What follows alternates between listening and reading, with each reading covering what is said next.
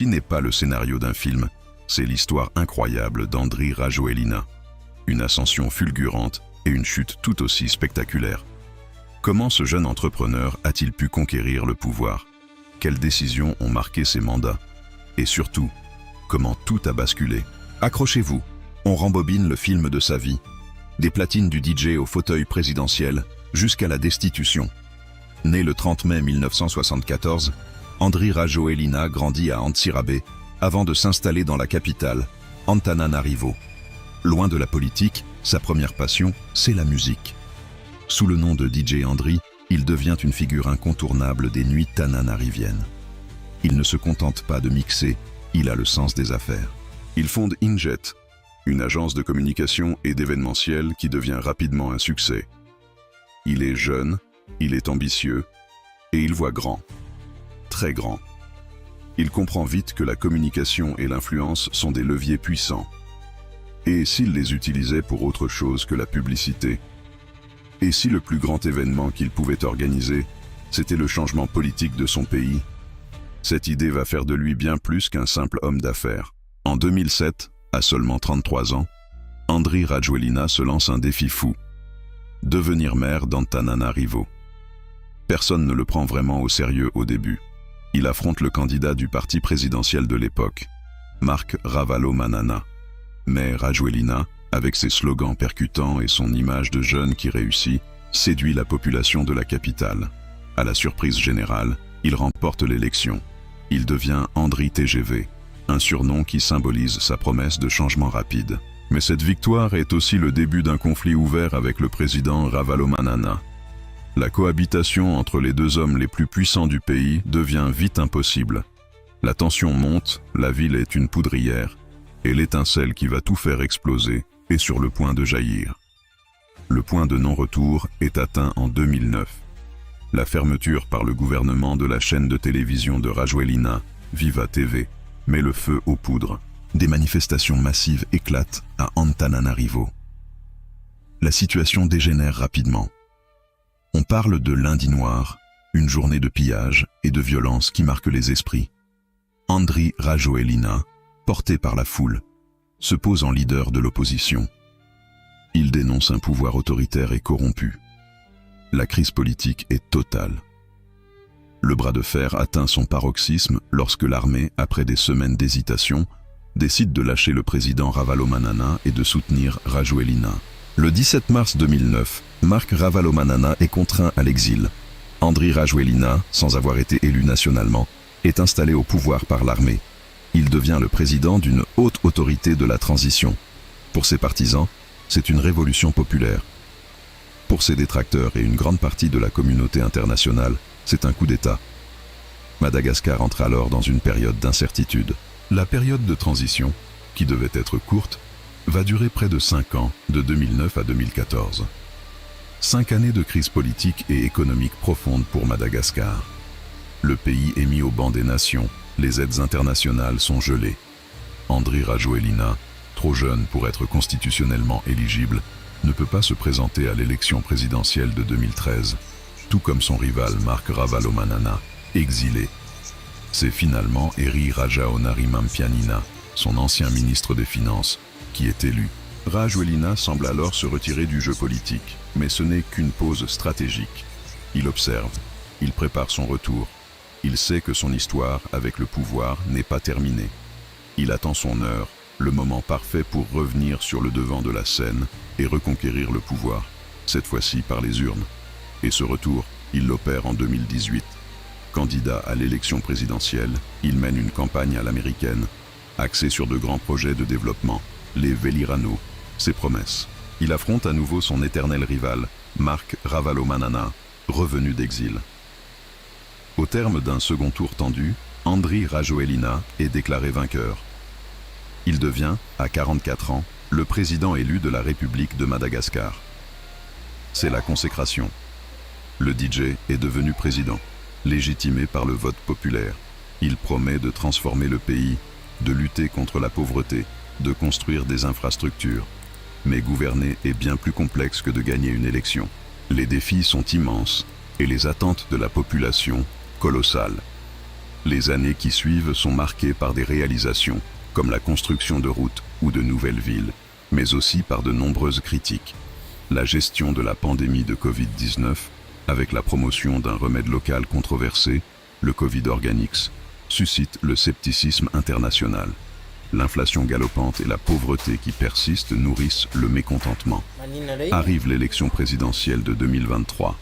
Le climat est explosif. 10 des 12 candidats de l'opposition, dont ses anciens alliés, appellent au boycott du scrutin. Ils dénoncent une mascarade électorale, accusant le pouvoir d'utiliser les moyens de l'État pour sa campagne et de préparer des fraudes. Malgré une très faible participation, Andry Rajoelina est réélu dès le premier tour. Une victoire contestée qui va laisser des traces profondes et préparer le terrain pour une nouvelle vague de contestation. Les 2 années qui suivent sont un long chemin de croix. La légitimité du président est constamment remise en cause. La jeunesse, celle-là même qui avait porté DJ Andry au sommet, se sent trahie. Ils sont nés avec Internet, ils sont connectés au monde et ils ne supportent plus la pauvreté endémique et la corruption. En 2025, une nouvelle génération, la génération Z, descend dans la rue. Ce ne sont plus les manifestations politiques traditionnelles. C'est un mouvement spontané, organisé sur les réseaux sociaux, qui réclame un avenir, de la dignité et la fin d'un système. Le pouvoir, surpris par l'ampleur et la détermination de cette jeunesse, tente de réprimer le mouvement. Mais c'est trop tard. La colère est trop forte. Face à un pays paralysé par des manifestations monstres et sentant le vent tourner, Andry Rajoelina tente une dernière manœuvre. Le 14 octobre 2025, alors que la pression est à son comble, des rumeurs sur sa fuite du pays commencent à circuler. Quelques heures plus tard, la nouvelle est confirmée. Le président a quitté Madagascar. C'est le signal que l'armée attendait. Dans un communiqué solennel, les forces armées annoncent la destitution du président pour abandon de poste et la mise en place d'un directoire militaire chargé d'organiser une nouvelle transition. La boucle est bouclée. Celui qui était arrivé au pouvoir en 2009 grâce à l'armée est chassé du pouvoir en 2025 par une révolte populaire et un lâchage de cette même armée. Une fin de règne spectaculaire pour celui qui a marqué l'histoire de Madagascar comme nul autre. De DJ Star à président déchu, l'histoire d'Andry Rajoelina est une véritable saga malgache, faite d'ambition, de pouvoir, de coups d'éclat et de chutes brutales. Une trajectoire qui nous rappelle que le pouvoir est éphémère et que la voix du peuple, surtout celle de sa jeunesse, finit toujours par se faire entendre. Merci d'avoir suivi cette histoire incroyable avec nous. Si ce format vous plaît, n'hésitez pas à laisser un pouce bleu, à vous abonner et à activer la cloche pour ne manquer aucune de nos prochaines vidéos. À très bientôt. Bienvenue sur Next Vision, la chaîne des documentaires qui révèle les vérités cachées derrière les grands noms de notre époque. Il est 9h05, ce mardi 21 octobre 2025.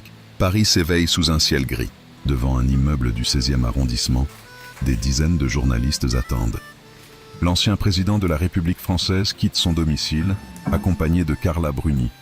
Les applaudissements et les cris se mêlent au bruit des moteurs. Le silence dans son regard dit tout.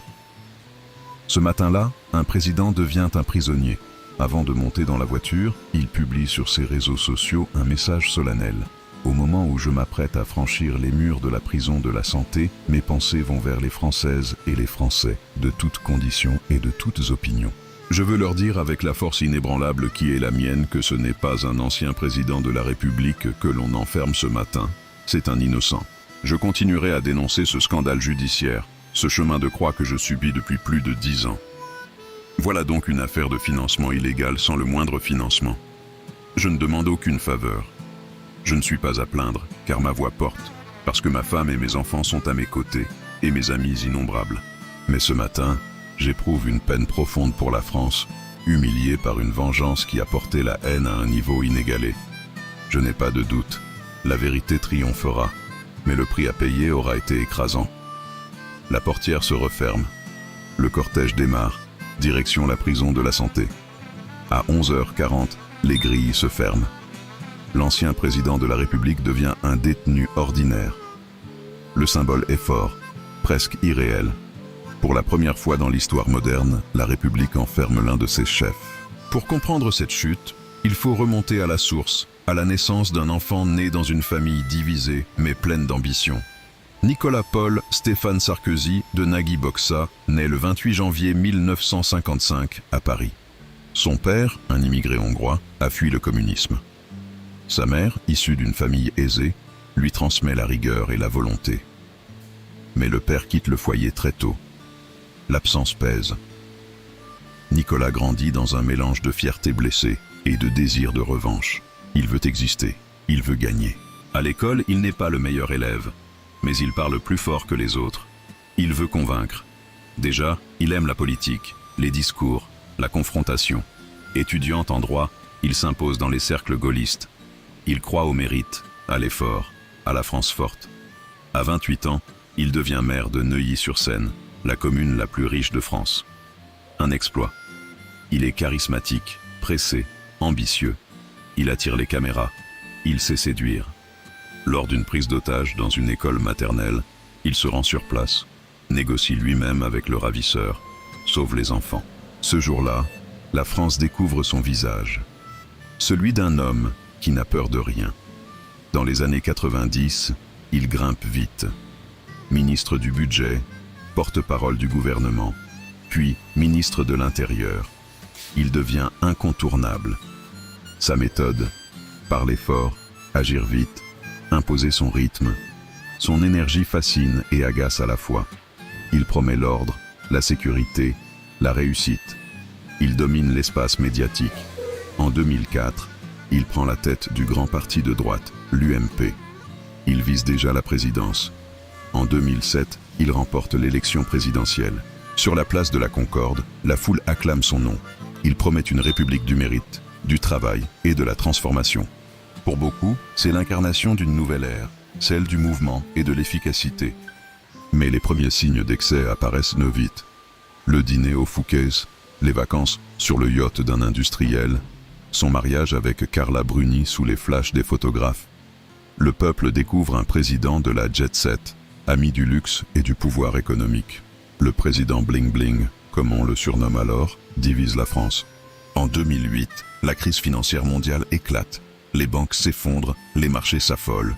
Nicolas Sarkozy réagit rapidement, convoque les dirigeants du G20, sauve le système financier européen. Son autorité s'impose, mais la crise laisse des cicatrices profondes. Le chômage monte, la colère gronde, le pays s'épuise. Sur la scène internationale, il multiplie les gestes forts. Il ramène la France dans le commandement intégré de l'OTAN, prend la tête du G20, intervient en Géorgie, puis en Libye. En 2011, il s'oppose à Mouammar Kadhafi, qu'il avait pourtant reçu à Paris 4 ans plus tôt. Il soutient les frappes aériennes qui conduisent à la chute du dictateur. La victoire semble totale, mais personne ne se doute encore que ce conflit, cette guerre lointaine, deviendra plus tard la cause de sa chute. En 2012, il se représente. Sa campagne est dure, tendue. Il affronte François Hollande. Les Français aspirent à l'apaisement. Il perd. Ce soir-là, il annonce qu'il quitte la vie politique. Mais il ne tiendra pas parole. 2 ans plus tard, il revient à la tête de son parti, désormais appelé les Républicains. Il veut sa revanche. Mais la justice, elle, ne l'a pas oublié. Les enquêtes s'accumulent. Les convocations se succèdent. D'abord, l'affaire Bettencourt. On l'accuse d'avoir reçu de l'argent liquide de l'héritière de L'Oréal pour financer sa campagne. Il sera finalement relaxé. Mais l'image d'un président aux amitiés douteuses reste. Puis vient l'affaire Big Malion. Les juges découvrent un système de fausses factures destiné à masquer des millions d'euros de dépenses électorales. Sarkozy nie, mais la justice le condamne à 1 an de prison ferme. Ensuite, l'affaire des écoutes, dite Paul Bismuth. Les enquêteurs découvrent qu'il a utilisé une ligne secrète pour tenter d'obtenir des informations d'un magistrat. En 2021, il est condamné à 3 ans de prison, dont un ferme. La cour d'appel confirmera la peine 2 ans plus tard. Mais le coup le plus dur reste à venir. L'affaire libyenne.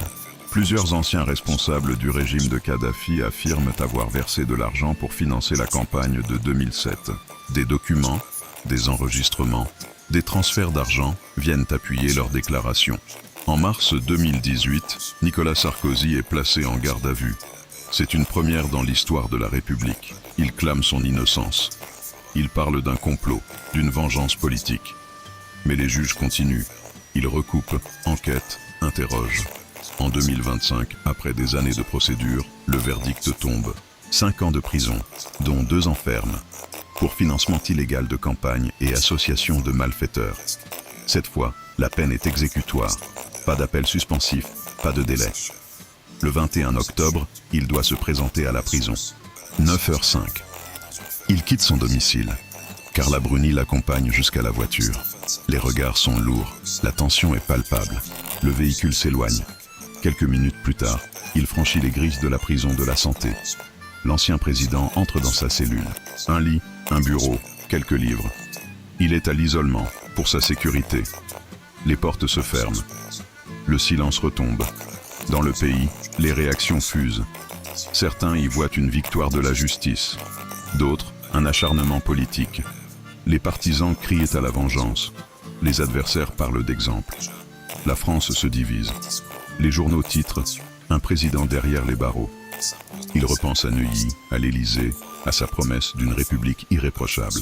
18 ans plus tard, c'est cette même république qui le juge et l'enferme.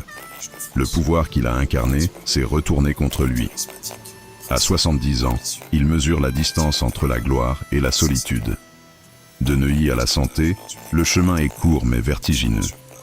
Il repense à sa vie, la vitesse, les réformes, les victoires, les dîners officiels, les discours, les campagnes. Il repense à tout ce qu'il a voulu contrôler, le pouvoir, l'image, l'histoire. Et il réalise que, finalement, personne ne contrôle rien.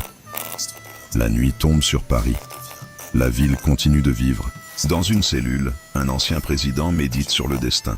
Certains pensent qu'il finira par écrire ses mémoires, d'autres qu'il préparera sa revanche. Lui, pour l'instant, se tait, il attend. Son histoire est celle d'un homme qui a cru que la volonté pouvait tout, que la République pouvait être modelée à son image. Mais la République, parfois, reprend ce qu'elle a donné. Nicolas Sarkozy est entré dans l'histoire, non plus comme le président de la rupture, mais comme le symbole d'une justice implacable. Et pendant que les portes de la prison se referment, le monde regarde, silencieux. La chute est totale, le mythe s'effondre. De la gloire à la solitude, du pouvoir à la cellule, le destin d'un homme s'achève dans le bruit métallique d'une serrure. Merci d'avoir regardé ce documentaire sur Next Vision. Abonnez-vous, activez la cloche pour recevoir nos prochaines enquêtes et partagez cette vidéo pour que la vérité continue de circuler. Ici, sur Next Vision, chaque vérité compte. De simple vendeur de lait à président de Madagascar, son ascension a marqué l'histoire du pays. Dès les premières secondes, les moments forts de sa vie captive, des foules immenses, l'écoutant prononcer des discours, des manifestations qui secouent la capitale, l'essor de son empire économique, le groupe Tyco, la construction de routes et d'écoles et des événements internationaux qui attirent l'attention du monde entier. Ces instants révèlent immédiatement l'ampleur de son destin et l'impact concret de ses décisions.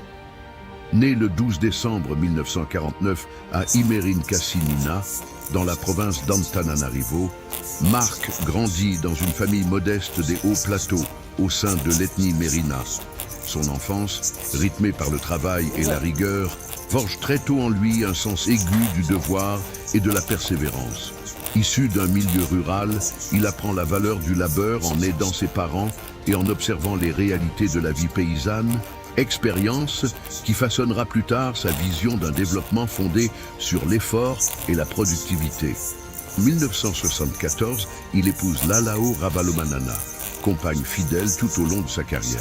Ensemble, ils élèvent 4 enfants dans un foyer soudé et profondément religieux. À cette époque, Marc reprend la petite laiterie familiale et commence à produire du yaourt et du lait dans des conditions modestes. Grâce à son sens des affaires et à un prêt obtenu avec l'appui de la Banque mondiale, il transforme cette activité artisanale en un véritable empire industriel, le groupe Tyco. Sous sa direction, Tyco devient une référence nationale et un symbole de réussite malgache. Mais ce succès s'accompagne d'une montée en puissance économique qui suscitera controverses et critiques sur les liens entre pouvoir et entreprise.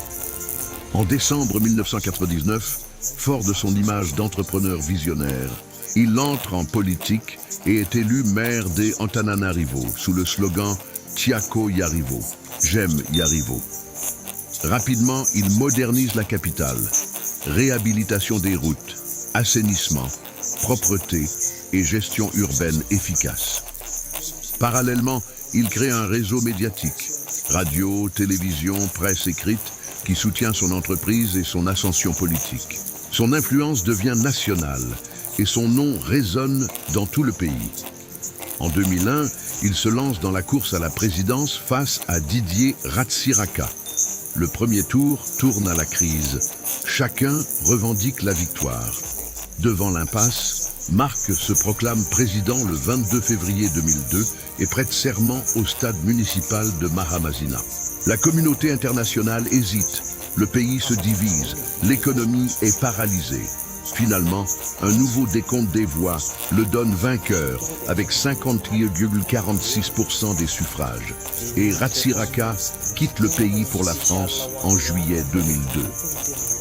La différence entre les deux hommes est frappante. Ratsiraka incarne l'ancien régime centralisé et bureaucratique, tandis que Ravalomanana symbolise modernisation, dynamisme économique et proximité avec le peuple. Dès son arrivée au pouvoir, il adopte un style de gestion inspiré du monde de l'entreprise. Discipline, efficacité, productivité et une vision ambitieuse pour Madagascar. Il lance des réformes structurelles, création du Bianco, bureau anticorruption, du Samfing, lutte contre le blanchiment d'argent, élaboration du Madagascar Action Plan et ouverture aux investissements étrangers. Il modernise les infrastructures, développe les routes et améliore la communication nationale. Dans le domaine agricole, il initie la révolution verte pour accroître la production et sécuriser le foncier rural. Sur le plan international, il diversifie les alliances, rapprochement avec les États-Unis, l'Allemagne et la Chine, tout en maintenant des rapports complexes avec la France. Ses relations avec la Banque mondiale et le FMI renforcent son image de modernisateur. Mais cette orientation libérale inquiète certains milieux économiques locaux. La concentration du pouvoir, l'influence économique du groupe Tico et le contrôle sur les médias suscitent critiques et controverses. Réélu en 2006 avec 54,8% des voix, il poursuit ses réformes, mais certaines décisions érodent sa popularité. L'achat d'un jet présidentiel et le projet d'accord foncier avec Daewoo Logistics déclenchent l'indignation. Le mécontentement croît à Antananarivo, où le jeune maire Andry Rajoelina émerge comme principal opposant. Les manifestations se multiplient, l'armée retire son soutien et le 17 mars 2009, il transfère le pouvoir à un directoire militaire qui le remet aussitôt à Rajoelina. Exilé en Afrique du Sud, il est condamné par contumace à la prison à vie pour la mort de manifestants lors de la crise. Durant son exil, il suit de près la politique malgache et réclame le respect de la Constitution. En octobre 2014, il revient enfin à Madagascar. Il reprend la direction du parti Tiako I Madagasikara, TIM, et redevient une figure d'opposition influente. Son épouse Lalao est élue maire d'Antananarivo, renforçant la présence du clan Ravalomanana. En 2018, il se présente à l'élection présidentielle. Après un premier tour serré, il est battu au second par Andry Rajoelina, son ancien rival. Malgré cette défaite, il reste actif et défend sa vision d'un Madagascar productif, libre et équitable. Son groupe Tico, après des années difficiles, connaît un renouveau, marquant le retour progressif de l'une des plus grandes marques malgaches. Aujourd'hui, Marc Ravalomanana reste une personnalité incontournable. Son parti TM conserve plus d'une vingtaine de sièges au Parlement. Elle s'exprime régulièrement dans les médias pour dénoncer corruption, crise économique et atteinte aux libertés démocratiques. Il appelle à une union sacrée de l'opposition et se positionne en mentor pour la nouvelle génération. Malgré les revers, Marc Ravalomanana incarne la réussite économique, la modernisation et les contradictions du pouvoir. Ses partisans le voient comme un patriote visionnaire et un bâtisseur. Ses détracteurs dénoncent un dirigeant autoritaire mêlant intérêts privés et État. Quoi qu'il en soit, son parcours illustre la complexité de la politique malgache. une lutte constante entre progrès, enjeux économiques, ambition personnelle et fragilité institutionnelle. Aujourd'hui encore, il reste présent, observant, conseillant et prêt à reprendre la parole dans un Madagascar en pleine mutation. Emmanuel Macron, un nom qui a marqué la dernière décennie. Mais au-delà de l'image du jeune président qui a conquis l'Élysée, quelles sont les failles, les erreurs, les promesses non tenues? Plongeons ensemble dans l'enquête sur un parcours hors du commun. Tout commence à Amiens, en 1977. Né dans une famille de médecins, le jeune Emmanuel est un élève brillant, passionné de philosophie et de théâtre. C'est là, à l'âge de 15 ans, qu'il rencontre celle qui deviendra son épouse, sa professeure Brigitte Trogneux. Une histoire qui déjà détonne et montre un caractère décidé à ne pas suivre les conventions. Très vite, son ambition le pousse vers les sommets. Sciences Po, puis l'ENA, l'école des élites françaises. Il en sort inspecteur des finances, un poste prestigieux, mais qui ne lui suffit pas. Son intelligence et sa rigueur sont déjà remarquées. En 2008, il fait un choix audacieux. Il quitte la haute fonction publique pour rejoindre la banque d'affaires Rothschild. C'est là qu'il se fait un nom dans le monde économique, en pilotant des fusions-acquisitions majeures. Il gagne beaucoup d'argent, mais surtout, il tisse un réseau puissant et apprend les codes du grand capitalisme. Cette expérience forgera sa vision de l'économie, mais lui collera aussi une étiquette tenace. 4 ans plus tard, en 2012, c'est le grand retour vers le politique. François Hollande, fraîchement élu président, le nomme conseiller à l'Élysée. Puis, en 2014, il devient son ministre de l'économie. Il porte alors une loi qui porte son nom, la loi Macron, visant à libéraliser certains secteurs. C'est sa première grande bataille politique, où il montre déjà son goût pour les réformes structurelles, quitte à bousculer les lignes de son propre camp. Mais l'ambition d'Emmanuel Macron est bien plus grande que celle d'un simple ministre. Le tournant a lieu en 2016. À la surprise générale, il quitte le gouvernement et lance son propre mouvement En Marche. Ni de droite ni de gauche, il veut dépasser les clivages traditionnels. Il incarne le renouveau, l'audace, et séduit une partie de la jeunesse et les électeurs centristes fatigués des vieux partis. Son discours est moderne, optimiste. Il promet de libérer les énergies et de réconcilier la France avec elle-même. La machine est lancée et rien ne semble pouvoir l'arrêter. En 2017, à seulement 39 ans, il réalise l'impensable. Il est élu président de la République française, devenu fort. Une foule en liesse voit en lui un nouvel espoir, la promesse d'une France enfin modernisée et apaisée. Mais le rêve va vite se confronter à la dure réalité. Les promesses de campagne visaient à réformer en profondeur le pays.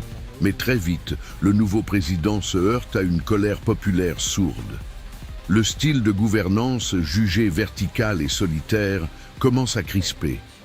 Les premières mesures fiscales, comme la suppression de l'impôt sur la fortune, l'ISF, sont perçues comme un cadeau fait aux plus aisés. C'est en 2018 que tout bascule. Une simple taxe sur le carburant met le feu aux poudres et déclenche la crise des gilets jaunes. Une explosion sociale d'une ampleur inédite, révélant une fracture profonde entre la France des métropoles et la France périphérique, entre les élites et le peuple. Les samedis se transforment en scènes de chaos dans les rues des grandes villes. Face à la colère, Emmanuel Macron reste ferme. Sa posture est perçue comme rigide, voire arrogante. Malgré un grand débat national pour tenter de calmer les esprits, l'image est durablement écornée. La suite de son quinquennat est marquée par une série de réformes impopulaires. La réforme des retraites, la politique fiscale, la réforme de l'assurance chômage.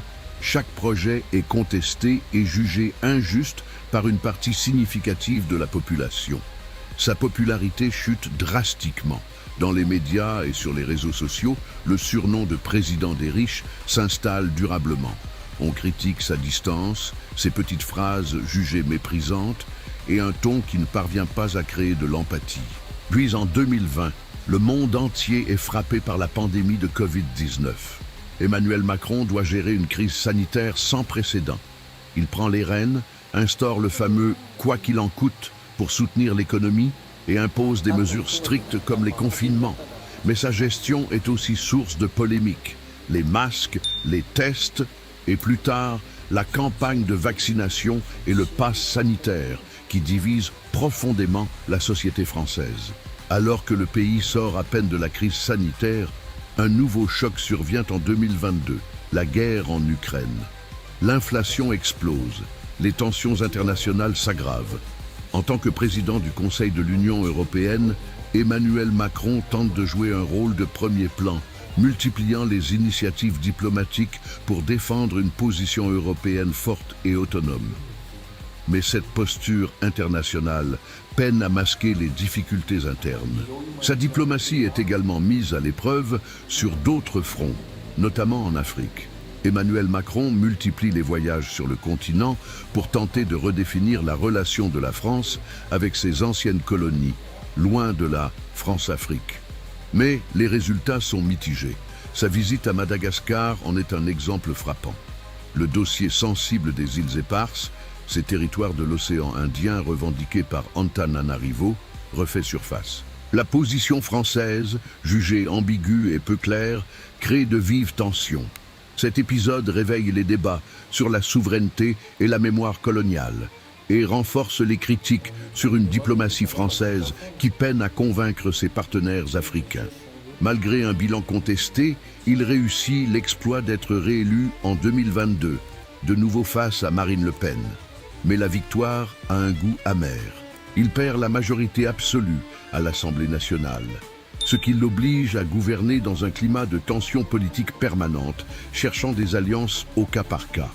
Ce second mandat commence dans la douleur.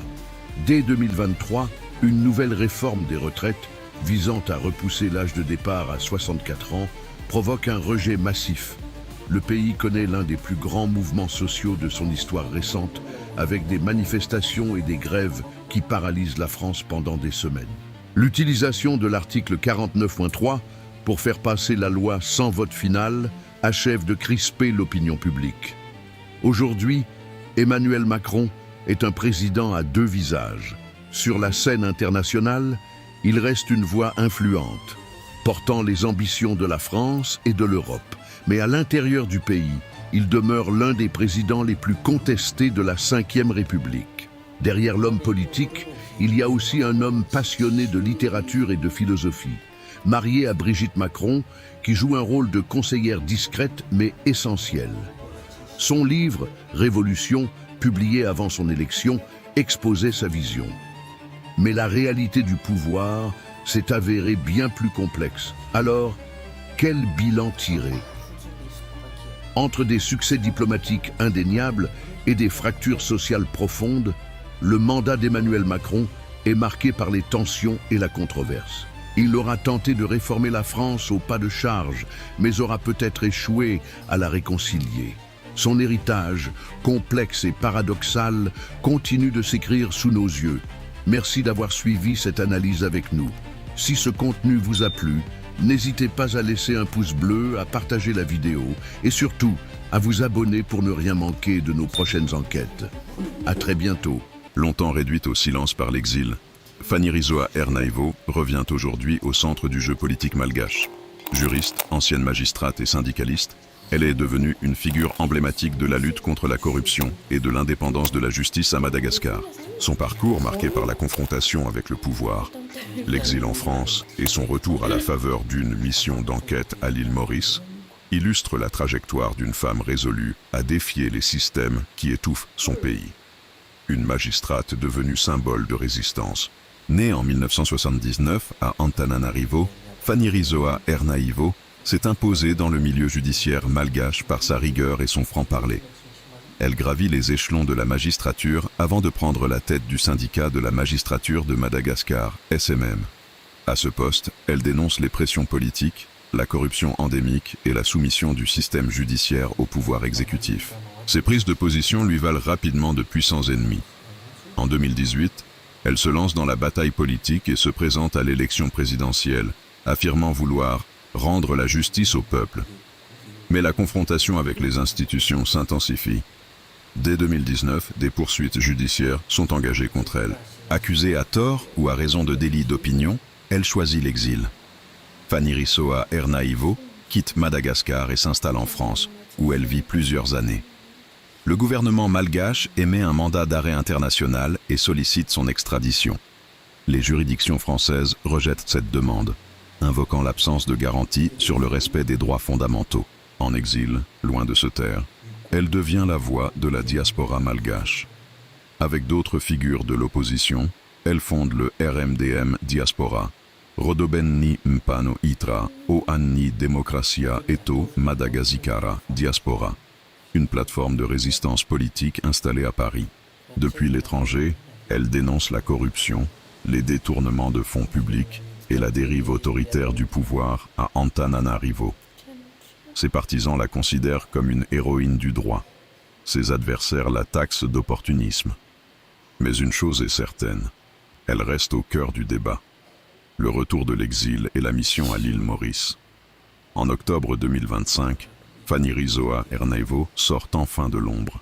Mandatée par le Conseil national pour la défense de la transition CNDT, elle est envoyée en mission officielle à l'île Maurice dans le cadre d'une vaste enquête sur les avoirs et réseaux financiers de Mami Ravatomanga, homme d'affaires influent soupçonné de corruption, de détournement de fonds publics et de blanchiment d'argent à l'échelle internationale.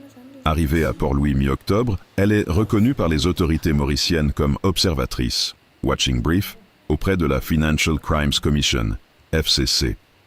Dans ce rôle, elle remet un dossier volumineux de preuves, relevés bancaires, correspondances financières, documents sur des sociétés écrans reliant Madagascar, Maurice et Dubaï. Son objectif, retracer les flux financiers, geler les avoirs suspects et prouver que les richesses détournées du peuple malgache peuvent être récupérées. Chaque centime volé reviendra à notre pays, déclare-t-elle devant la presse mauricienne. Pendant une semaine, elle multiplie les entretiens avec les responsables de la FCC, les juristes et la presse locale. Les enquêtes révèlent l'existence d'un réseau offshore complexe reliant plusieurs juridictions. Certains craignent la fuite du magnate, d'autres saluent la détermination d'une femme revenue pour rendre des comptes au nom de la justice. À la fin du mois d'octobre 2025, Fanny-Rizzoa Ernaivo quitte l'île Maurice et rentre à Madagascar, après plusieurs années d'exil. Ce retour marque un tournant symbolique. L'ancienne exilée redevient actrice de la scène nationale. Aujourd'hui, Fanny-Rizzoa Ernaivo incarne à la fois l'espoir et la controverse. Ses soutiens la voient comme la future ministre de la Justice, capable de réformer le système et de purger la corruption. Ses détracteurs la considèrent comme une femme trop clivante, parfois populiste, qui instrumentalise la cause anticorruption à des fins politiques. Mais son parcours reste hors du commun. Magistrate syndicaliste exilée, enquêtrice internationale. Une trajectoire qui illustre la complexité du combat pour la justice dans un pays où les institutions vacillent souvent sous le poids des puissances économiques et politiques. Conclusion. Le retour de Fanny-Rizzoa Ernaivo à Madagascar n'est pas seulement un événement politique. C'est le symbole du retour de la justice sur la scène publique. Après des années d'exil, elle n'est plus seulement une opposante, mais une actrice du redressement national, décidée à affronter les réseaux de corruption qui ont saigné son pays. Qu'on l'aime ou qu'on la craigne, son nom restera associé à une idée, celle d'une justice debout, qui ose défier les puissants. Bienvenue sur Next Vision. Ici, nous explorons les destins hors du commun, les trajectoires qui défient les règles et les histoires qui laissent leur empreinte sur le monde. Si vous aimez comprendre ce qui se cache derrière le pouvoir, abonnez-vous maintenant, activez la cloche et laissez un pouce bleu pour soutenir nos enquêtes. Aujourd'hui, nous vous emmenons au cœur d'un parcours fascinant, celui d'un homme qui a tout conquis, avant de tout risquer. Ceci est l'histoire de Mami Ravatomanga, un nom qui résonne comme une énigme. Un entrepreneur devenu milliardaire, mécène respecté, mais aussi figure controversée du pouvoir malgache. Son ascension fulgurante incarne à la fois le rêve africain et son prix. Tout commence à Morondava, une petite ville côtière balayée par le vent de l'Ouest. Un enfant y grandit, entouré de modestie mais nourri d'une ambition rare. Ce jeune garçon s'appelle Maminiaina Ravatomanga. Dans le sable chaud et la lumière d'un Madagascar en pleine mutation, il apprend la débrouillardise, la patience et l'endurance. Très jeune, il se distingue par son sens de l'observation et sa soif d'apprendre. À l'adolescence, Il quitte sa ville natale pour rejoindre Antananarivo, la capitale. Symbole de réussite et de pouvoir, la grande ville attire les ambitieux et les rêveurs. C'est le début d'une aventure où chaque pas est un pari. Il enchaîne les petits boulots, apprend les règles du commerce, observe, écoute. Très vite, il comprend une chose. À Madagascar, les opportunités ne se trouvent pas. Elles se créent. Dans les années 1990, il fonde Sodiat, une petite société de transport dotée de quelques camions, d'un bureau modeste et d'une vision immense. Relier le pays, développer les échanges, créer des emplois. Le jeune entrepreneur mise sur la rigueur et la discipline. Là où d'autres voient la crise, lui voit une brèche. Son sens du risque et sa capacité à anticiper les besoins du marché deviennent ses plus grands atouts. Sodiat grandit, s'étend, diversifie ses activités. Transport, logistique, BTP, hôtellerie, énergie, chaque secteur devient un nouveau territoire à conquérir. En quelques années, Ravatomanga transforme une entreprise locale en un groupe tentaculaire, présent dans tout Madagascar. Ses employés le décrivent comme un homme exigeant mais visionnaire, capable de lire un contrat comme on lit une carte du futur. Mais dans le monde des affaires malgaches, la réussite ne dépend pas seulement de l'intelligence économique. Elle repose aussi sur les relations, les alliances, les équilibres politiques. À la fin des années 1990, Mami Ravatomanga entre dans un cercle plus restreint, celui des décideurs, des ministres, des ambitieux. C'est à cette époque qu'il croise un jeune entrepreneur charismatique, Andry Rajoelina. Entre eux, la synergie est immédiate. Rajoelina a l'audace et la visibilité. Ravatomanga possède les moyens, la structure et le réseau. Leur alliance, d'abord discrète, va peu à peu redessiner la carte du pouvoir à Madagascar. En 2009, le pays entre dans une crise majeure. Le pouvoir vacille, les rues s'embrasent. Mais au milieu de la tempête, Ravatomanga reste un pilier. Il soutient, il finance, il construit. Sa logistique, ses ressources et son réseau deviennent essentiels à la stabilité du pays. Dans l'ombre, il tisse des liens avec les acteurs politiques et économiques les plus puissants du moment. Lorsque le calme revient, il n'est plus un simple homme d'affaires. Il est devenu une force. Dans les années 2010, son nom s'impose partout. Sodiat devient un empire national. Stations-service, hôtels de luxe, immobilier, médias, compagnies aériennes, l'entreprise est présente dans tous les domaines. Ravatomanga, désormais milliardaire, se présente comme un patriote moderne. Il crée une fondation, construit des écoles, finance des hôpitaux, sponsorise des clubs de football. Il aide, il soigne, il redonne. Son image publique est celle d'un bâtisseur, d'un homme d'affaires éclairé au service du développement du pays. Mais derrière cette image, des murmures grandissent. Des journalistes, des opposants et des observateurs étrangers s'interrogent. Comment un seul homme peut-il contrôler autant de secteurs stratégiques? Ces liens avec le pouvoir deviennent un sujet sensible. Les rumeurs évoquent des avantages économiques douteux, des contrats publics attribués sans concurrence et des relations étroites avec les cercles présidentiels. En 2017, son nom apparaît dans plusieurs enquêtes de presse européennes. En France, le parquet national financier ouvre une investigation pour blanchiment et corruption présumée. Aucune preuve n'est établie et le dossier sera classé sans suite, faute d'éléments suffisants. Mais le mal est fait. La rumeur devient mythe. L'homme d'affaires exemplaire devient une figure controversée. Les médias se divisent. Pour certains, c'est un visionnaire injustement attaqué. Pour d'autres, un symbole du capitalisme d'influence et de la connivence politique. À partir de 2020, le climat politique se durcit. Les critiques se multiplient. L'allié d'hier devient un bouc émissaire commode. Certains contrats sont bloqués, des partenaires se retirent, les soutiens politiques s'effritent. Ravatomanga se fait plus discret.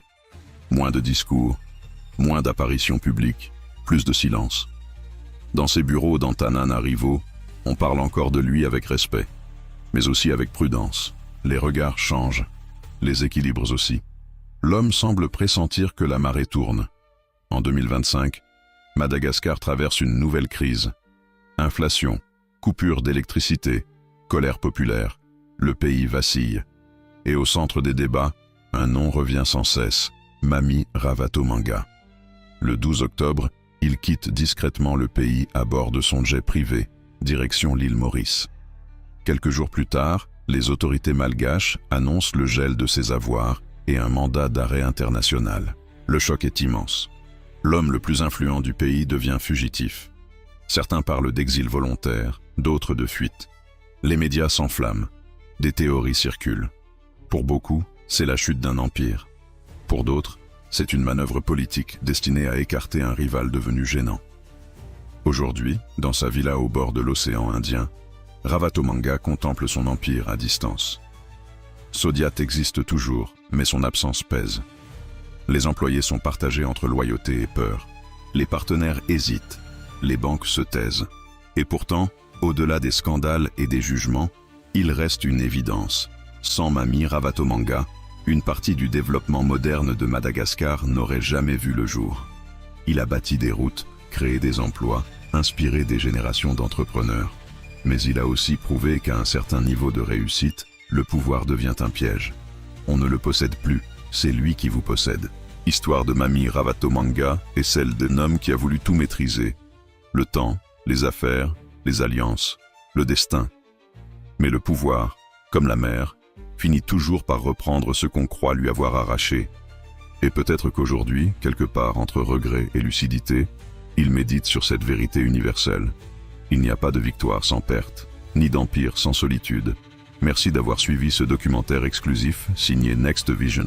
Si cette histoire vous a captivé, abonnez-vous, laissez un pouce bleu et partagez cette vidéo pour faire découvrir l'histoire vraie derrière le pouvoir.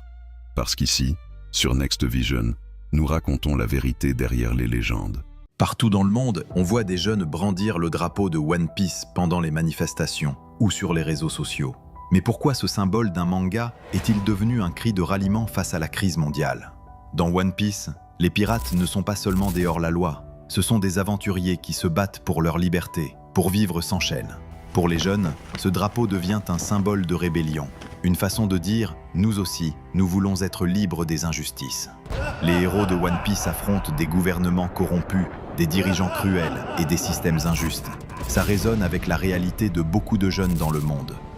Chômage, pauvreté, inégalité, crise climatique.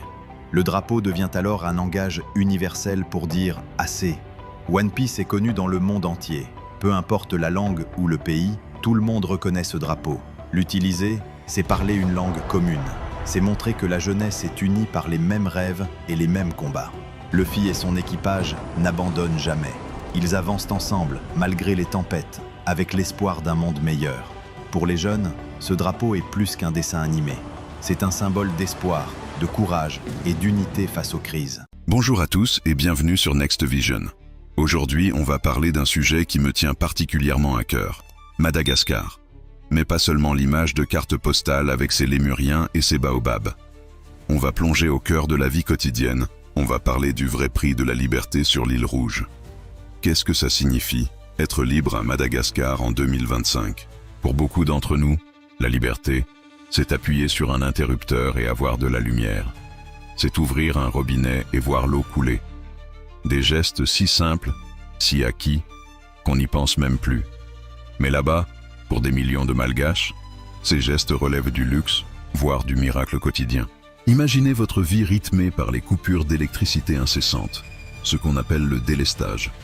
Des heures, parfois des jours entiers dans le noir. Comment faire ses devoirs le soir? Comment conserver de la nourriture? Comment faire tourner une petite entreprise? Chaque coupure est un obstacle de plus, une barrière à l'épanouissement, au développement. L'énergie, c'est le moteur d'une nation. Quand ce moteur tousse en permanence, c'est tout le pays qui avance au ralenti. Et puis, il y a l'eau. L'accès à l'eau potable reste un combat de tous les instants pour une grande partie de la population. On voit encore des scènes qui devraient appartenir à un autre siècle. Des femmes, des enfants, marchant des kilomètres avec des bidons jaunes sur la tête, juste pour rapporter de quoi boire, de quoi cuisiner. L'eau, c'est la vie. Quand elle manque, quand elle est insalubre, c'est la santé qui est en jeu, c'est la dignité qui est bafouée. La liberté, n'est-ce pas aussi la liberté de ne pas tomber malade à cause de l'eau qu'on boit? Ces difficultés du quotidien sont les symptômes d'un mal plus profond, un mal qui ronge le pays de l'intérieur, la corruption. C'est un mot qu'on entend souvent, mais il faut comprendre ce qu'il signifie concrètement. C'est le petit billet qu'il faut glisser pour obtenir un document administratif. C'est le marché public attribué non pas aux plus compétents, mais aux plus généreux. C'est l'argent qui devrait construire des écoles, des hôpitaux, des centrales électriques, mais qui disparaît dans des poches privées. Cette corruption crée un système d'injustice à deux vitesses. D'un côté, une minorité qui profite du système et s'enrichit sans limite. De l'autre, l'immense majorité qui subit, qui paie le prix fort pour cette mauvaise gouvernance. C'est une injustice qui se voit dans la rue, dans le regard des gens, dans les infrastructures qui se dégradent. Quand la justice elle-même semble être à vendre, où trouver l'espoir? Comment croire en l'avenir? Et pourtant, et c'est là toute la beauté et la force de Madagascar, l'espoir est là. Il brille dans les yeux des Malgaches. Face à l'injustice, face à l'adversité, il y a un courage immense. Le courage de cette mère de famille qui se lève avant l'aube pour vendre quelques légumes au marché et envoyer ses enfants à l'école. Le courage de ces jeunes entrepreneurs qui, avec 3 fois rien, montent des projets innovants, utilisant le système D pour contourner les obstacles. Il y a le courage de ces journalistes, de ces activistes, de ces citoyens ordinaires qui osent dénoncer les abus, qui osent réclamer la transparence, souvent au péril de leur propre sécurité. Ils se battent non pas avec des armes, mais avec des mots, avec des idées, avec une détermination sans faille. Ils incarnent cette soif de justice, cette volonté de construire un avenir meilleur. Ils nous rappellent que la liberté, ce n'est pas seulement quelque chose que l'on reçoit, c'est quelque chose pour lequel on se bat, chaque jour. Le peuple malgache est l'un des plus résilients et des plus courageux que je connaisse. Malgré les épreuves, la joie de vivre, le fiavanana, cet esprit unique de solidarité et de fraternité reste profondément ancré dans la culture. C'est une force incroyable. Dans les villages, dans les quartiers, les gens s'entraident, partagent le peu qu'ils ont. C'est cette solidarité qui permet de tenir, de ne pas sombrer. Alors, quel est le prix de la liberté à Madagascar? C'est le prix de l'attente, de la patience face à des promesses jamais tenues. C'est le prix de l'ingéniosité, pour trouver des solutions quand le système vous abandonne. Mais c'est surtout le prix du courage. Le courage de se lever chaque matin et de continuer à se battre pour sa dignité, pour l'avenir de ses enfants, pour le droit fondamental à une vie décente. Le changement à Madagascar ne viendra pas seulement d'en haut. Il viendra de cette énergie collective, de cette prise de conscience que chaque citoyen a un rôle à jouer. C'est un long chemin, semé d'embûches, mais l'histoire nous a montré que la volonté d'un peuple uni est une force capable de déplacer des montagnes. Madagascar est une terre de contraste, un pays d'une richesse naturelle et humaine inouïe, mais qui peine à offrir à ses enfants la liberté la plus élémentaire, celle de vivre et non de survivre. En parler, c'est déjà une façon de soutenir leur combat, de ne pas les laisser seuls face à leur destin. Merci de m'avoir écouté jusqu'au bout. Ce sujet est complexe et mériterait des heures de discussion. Si cette vidéo vous a touché ou vous a fait réfléchir, n'hésitez pas à la partager. Laissez vos pensées en commentaire, j'ai hâte de vous lire. Et bien sûr, si ce n'est pas déjà fait, abonnez-vous pour ne pas manquer nos prochaines explorations. Prenez soin de vous et à très bientôt. Antananarivo, septembre 2025. Une coupure d'eau et d'électricité. C'est l'étincelle qui a tout déclenché. En quelques heures, les réseaux sociaux malgaches s'embrasent. Des centaines, puis des milliers de jeunes, la fameuse génération Z, descendent dans la rue. Ils en ont marre. Marre de l'injustice, marre de l'immobilisme. Ils veulent un futur. Mais un mois plus tard, le décor a changé. Leur révolution leur a-t-elle été volée? Car aujourd'hui, c'est l'armée qui tient les rênes du pouvoir à Madagascar. Comment en est-on arrivé là? Récit d'une révolution confisquée. Tout commence fin septembre 2025. Les coupures d'eau et d'électricité sont la goutte d'eau qui fait déborder un vase déjà plein. La colère gronde et dépasse très vite ses problèmes du quotidien. Sur les pancartes et les hashtags, on lit la frustration d'une jeunesse entière. Chômage, corruption, vie trop chère, absence de perspective. Le mouvement est spontané, né sur TikTok, X, Facebook, Telegram. Ces jeunes connectés organisent la contestation en quelques clics. Comme le résume le Civicus Monitor, ce sont des citoyens urbains fatigués de l'inaction politique. Leur cri de ralliement est puissant. Aleoho fatitoi isai ho jamba, ce qui veut dire « mieux vaut mourir que de rester aveugle ». Un slogan qui montre leur détermination absolue. Ils ne veulent plus fermer les yeux. Mais face à eux, la réponse du pouvoir est d'une brutalité inouïe. Gaz lacrymogène, balles en caoutchouc, arrestations massives. La répression est féroce. L'ONU parle d'au moins 22 morts. La rue, qui avait retrouvé sa voix, est plongée dans la violence. Le dialogue semble impossible et la situation s'envenime de jour en jour. Puis, le 14 octobre, tout bascule. L'unité d'élite Capsat, la même qui avait joué un rôle clé dans le coup d'État de 2009, annonce qu'elle refuse de tirer sur les manifestants. C'est un véritable séisme politique. D'autres régiments suivent, dénonçant des ordres illégitimes. L'armée se fracture et une partie choisit le camp du peuple. En quelques heures, le château de cartes s'effondre. Le président Andry Rajoelina est destitué par le Parlement et quitte le pays. C'est alors que le colonel Michael Randrianirina apparaît à la télévision. Il annonce que l'armée prend le contrôle de l'État, le Sénat, la Cour constitutionnelle, la commission électorale, tout est suspendu. Les militaires promettent une transition de 18 à 24 mois pour restaurer l'ordre et répondre à la volonté du peuple, suivie d'un référendum et d'élections. Mais une question brûle toutes les lèvres. Les jeunes de la Gen Z ont-ils été les artisans d'un vrai changement? Ou les instruments d'un nouveau coup d'État? Il faut rendre à César ce qui est à César. C'est bien cette jeunesse qui a allumé la mèche. Leur mobilisation massive et inédite a exposé au grand jour toutes les failles du système. Infrastructures délabrées, chômage endémique, corruption généralisée. Ils ont mis le pouvoir face à ces échecs. Leur méthode était aussi nouvelle. Une coordination digitale ultra efficace, des messages viraux, des slogans pleins d'humour et de créativité. Pour la première fois depuis des années, une force citoyenne, non partisane et décentralisée, a fait trembler le régime. Le Times of Earth l'a bien résumé. Les manifestations ont été déclenchées par la colère face aux pénuries d'eau et d'électricité avant de se transformer en manifestations contre le président et l'élite dirigeante. Mais voilà, l'entrée en scène de l'armée a complètement changé la donne. Le jeu n'est plus le même. Les revendications citoyennes, qui venaient de la base, ont été remplacées par des décisions militaires, venues d'en haut.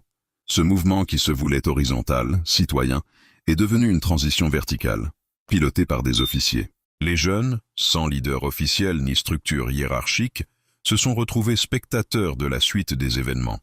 Leur révolution, née dans la rue et sur les réseaux, a glissé des mains des citoyens pour atterrir dans celle de l'institution la plus structurée et la plus hiérarchique du pays, l'armée.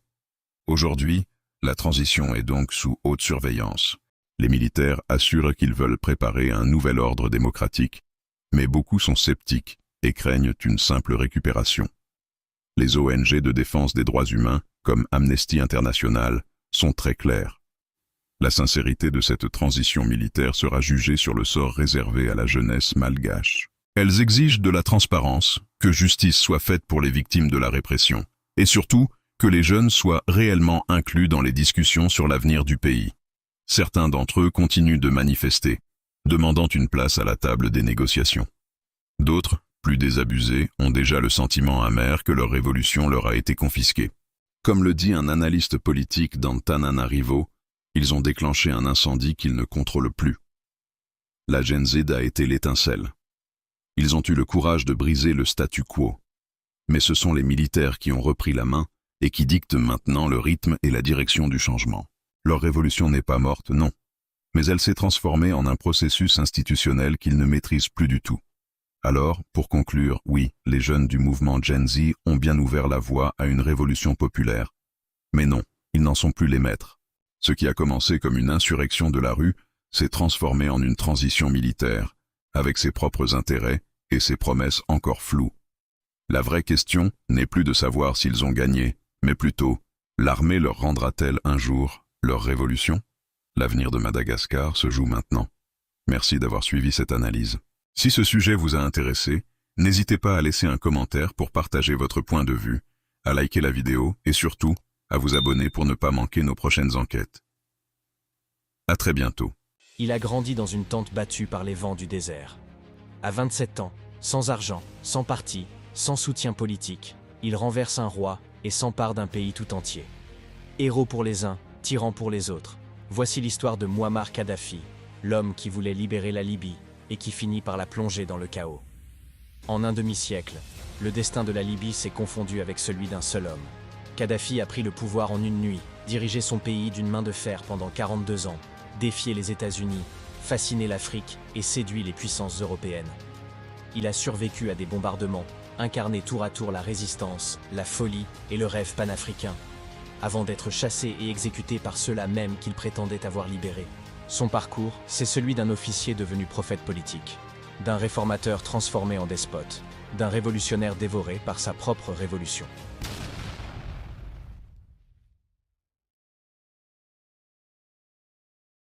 L'histoire commence bien loin des palais et des projecteurs.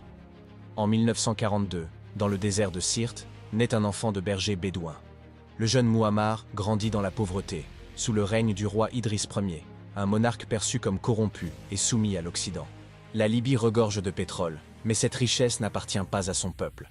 Elle profite à une minorité et aux compagnies étrangères.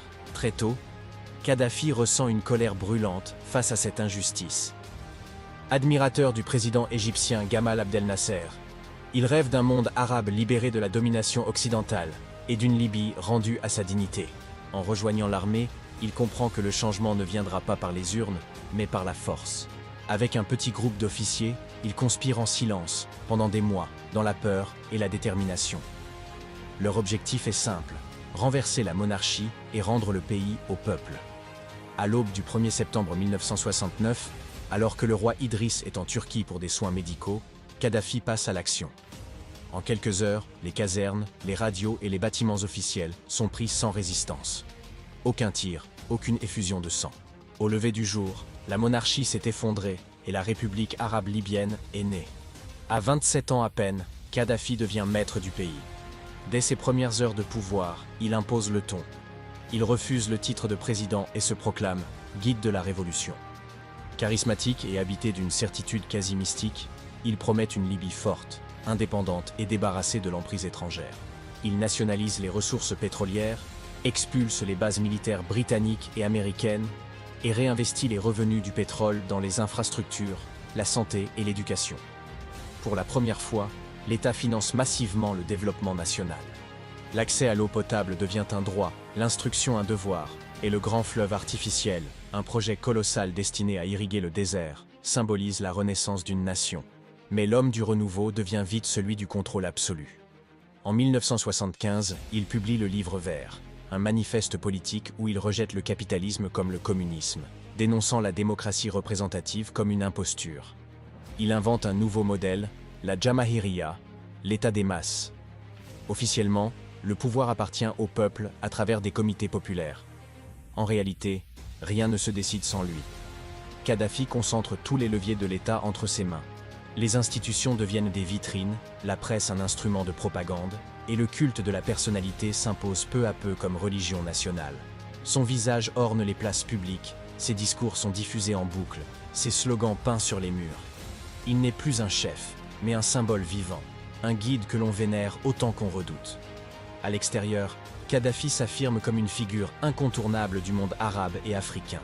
Il soutient les mouvements révolutionnaires, finance la résistance palestinienne et se pose en ennemi juré des États-Unis. Mais son activisme l'isole. En 1986, après des accusations d'attentats terroristes, Ronald Reagan ordonne le bombardement de Tripoli et Benghazi. Kadhafi échappe de peu à la mort. Sa fille adoptive est tuée, et la Libye s'enfonce dans l'isolement. Le pays vit sous sanctions, ses exportations sont limitées, et son image se dégrade. Pourtant, loin de céder, le guide se persuade qu'il incarne une mission divine. Ses excès grandissent avec sa peur. La paranoïa devient doctrine, la fidélité un impératif vital. Puis, au début des années 2000, le vent tourne. Fatigué d'être un paria, Kadhafi tente de se racheter une respectabilité internationale. Il abandonne son programme nucléaire, indemnise les victimes de l'attentat de Lockerbie et rouvre son marché pétrolier. L'Occident, en quête de nouveaux partenaires, le réhabilite. En 2007, il est reçu à Paris par Nicolas Sarkozy, accueilli avec tous les honneurs d'un chef d'État. Derrière les flashs et les tapis rouges, pourtant, se cache une autre vérité. Kadhafi aurait secrètement financé la campagne présidentielle de son hôte. Une affaire explosive qui, des années plus tard, éclatera au grand jour. Déçu par les divisions du monde arabe, Kadhafi tourne alors son regard vers l'Afrique. Il rêve d'une union continentale, d'une monnaie unique, d'une armée panafricaine capable de rivaliser avec l'Occident. Il veut devenir le père de l'Afrique moderne. Ses projets suscitent la méfiance des puissances étrangères, inquiètes de le voir construire une influence économique et politique capable d'échapper à leur contrôle. Mais en 2011, l'histoire se retourne contre lui. Le printemps arabe, né en Tunisie et en Égypte, gagne la Libye. À Benghazi, les premières manifestations réclament la fin de son règne. La répression est brutale.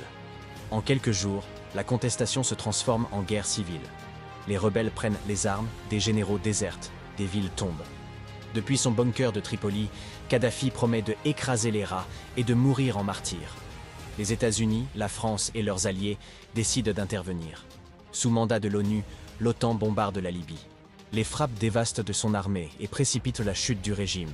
En août, Tripoli tombe. Kadhafi fuit vers sa ville natale, Sirte, accompagné d'un petit groupe de fidèles. Le 20 octobre 2011, son convoi est repéré par un drone français et attaqué. Capturé vivant par les rebelles, il est battu, lynché et tué dans une rue poussiéreuse. Celui qui avait défié les rois et les présidents du monde entier meurt sans procès, sans gloire, dans le désordre et la haine. Sa disparition ne met pas fin au chaos. Elle l'aggrave. Privée d'autorité centrale, la Libye s'effondre dans la guerre civile.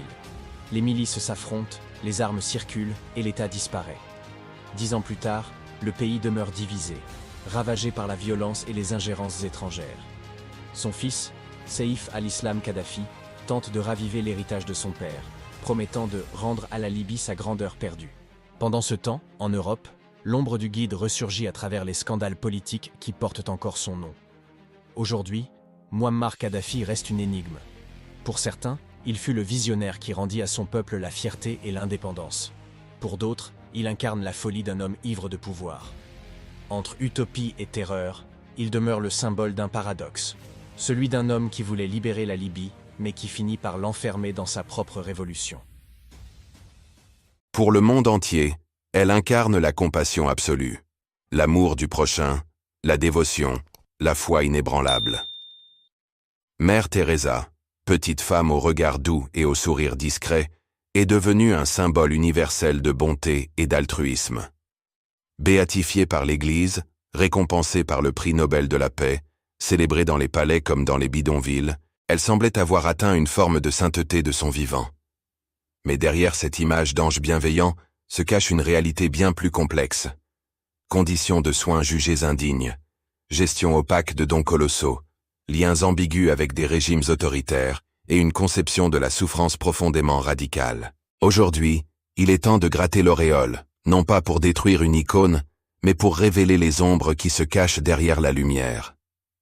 Agnès Gongsa Bojaxiou, née le 26 août 1910 à Skopje, alors sous domination ottomane, au sein d'une famille albanaise profondément catholique. Son père, entrepreneur et patriote, meurt lorsqu'elle n'a que 9 ans.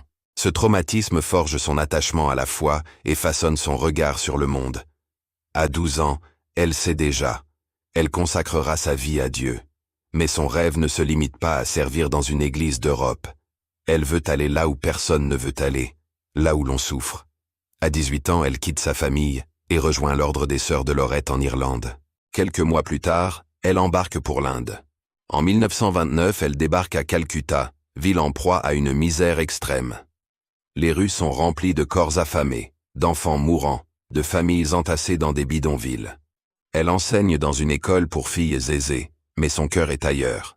Le 10 septembre 1946, lors d'un voyage en train vers Darjeeling, elle entend ce qu'elle décrit comme « l'appel dans l'appel » du Christ. Vivre parmi les plus pauvres, parmi les pauvres. 2 ans plus tard, elle quitte son ordre et fonde la congrégation des missionnaires de la charité. Vêtue d'un simple sari blanc bordé de bleu, Mère Teresa descend dans les rues pour soigner, nourrir, laver et réconforter les démunis. Très vite, de jeunes femmes la rejoignent, séduites par son aura et sa détermination. Le Vatican l'encourage, les médias s'intéressent à elle, et l'image d'une sainte moderne commence à se construire. Dans les années 1960, le journaliste britannique Malcolm Muggeridge réalise un documentaire pour la BBC. Pendant le tournage, les images filmées dans des conditions de faible lumière semblent miraculeusement éclairées. Muggeridge y voit la lumière de Dieu et le présente ainsi au public. Something Beautiful for God bouleverse le monde. Une femme frêle, pieds nus dans la boue, portant les mourants dans ses bras, apparaît comme l'incarnation vivante de la charité. Les dons affluent, les présidents la félicitent, les célébrités posent à ses côtés. La légende est née. Mais derrière cette gloire, des questions commencent à surgir. Où va réellement l'argent des dons? Selon le magazine allemand Stern, moins de 10% auraient été utilisés pour aider les pauvres, le reste transitant par des comptes au Vatican. Mère Teresa accepte des fonds de sources controversées, comme le financier Charles Keating, condamné pour fraude. Elle reçoit des honneurs de dictateurs comme Jean-Claude Duvalier et Enver Hoxha. Était-ce naïveté, diplomatie ou indifférence calculée? Nul ne le sait. Ses positions sur la souffrance sont radicales. La souffrance est le baiser de Jésus, répétait-elle. Dans ces maisons pour mourants, les conditions sont précaires. Malades laissés à même le sol, seringues réutilisées, manque de médicaments. Les volontaires témoignent de l'impuissance face à cette indifférence organisée. La priorité n'est pas la guérison, mais l'accompagnement spirituel vers la mort. Et pourtant, lorsqu'elle tombe gravement malade, elle choisit des soins modernes et coûteux. La souffrance, semble-t-il, était surtout faite pour les autres. Mère Teresa se dit apolitique, mais ses paroles sont profondément politiques. Lorsqu'elle reçoit le prix Nobel de la paix en 1979, elle déclare que le plus grand ennemi de la paix n'est ni la guerre, ni la famine, ni les armes, mais l'avortement. Elle s'oppose à la contraception, même en cas de viol, même face à l'épidémie de sida. Sa vision de la charité et de la souffrance est absolue, intransigeante, souvent controversée. Malgré ses critiques, son aura ne faiblit pas. À sa mort, en 1997, elle laisse derrière elle plus de 5000 sœurs, 600 maisons et une présence dans 123 pays. Le monde pleure une sainte. Mais dès 1994, le journaliste Christopher Hitchens brise le silence avec Hells Angels. Il dénonce une religieuse, amie de la pauvreté plus que des pauvres, dont la charité dissimule une théologie de la souffrance. Le Vatican agit rapidement. 18 mois après sa mort, Jean-Paul II ouvre la procédure de béatification. 2 miracles sont retenus, la guérison d'une femme indienne et d'un homme brésilien. Malgré des doutes sur la véracité des cas, elle est canonisée en 2016 par le pape François. Alors, qui était vraiment Mère Teresa? Une femme de foi sincère mais intransigeante? Une stratège religieuse portée par la médiatisation? Ou les deux à la fois? Son héritage est indéniable. Elle a donné une visibilité mondiale à la détresse humaine et rappelé que la charité pouvait être un acte de rébellion. Mais derrière le symbole universel se cache une femme complexe, animée par des convictions absolues et des choix souvent douloureux. Elle disait « Ce qui compte, ce n'est pas combien on donne, mais combien d'amour on met dans ce que l'on donne. » Mais parfois, derrière l'amour, il y avait la douleur. Et derrière la sainte, une femme pleine de contradictions. Car chaque lumière projette une ombre, et parfois la plus grande sainteté cache les zones les plus sombres de l'humanité. Imaginez un jeune DJ, adulé par la jeunesse malgache, qui mixe dans les plus grandes soirées de la capitale.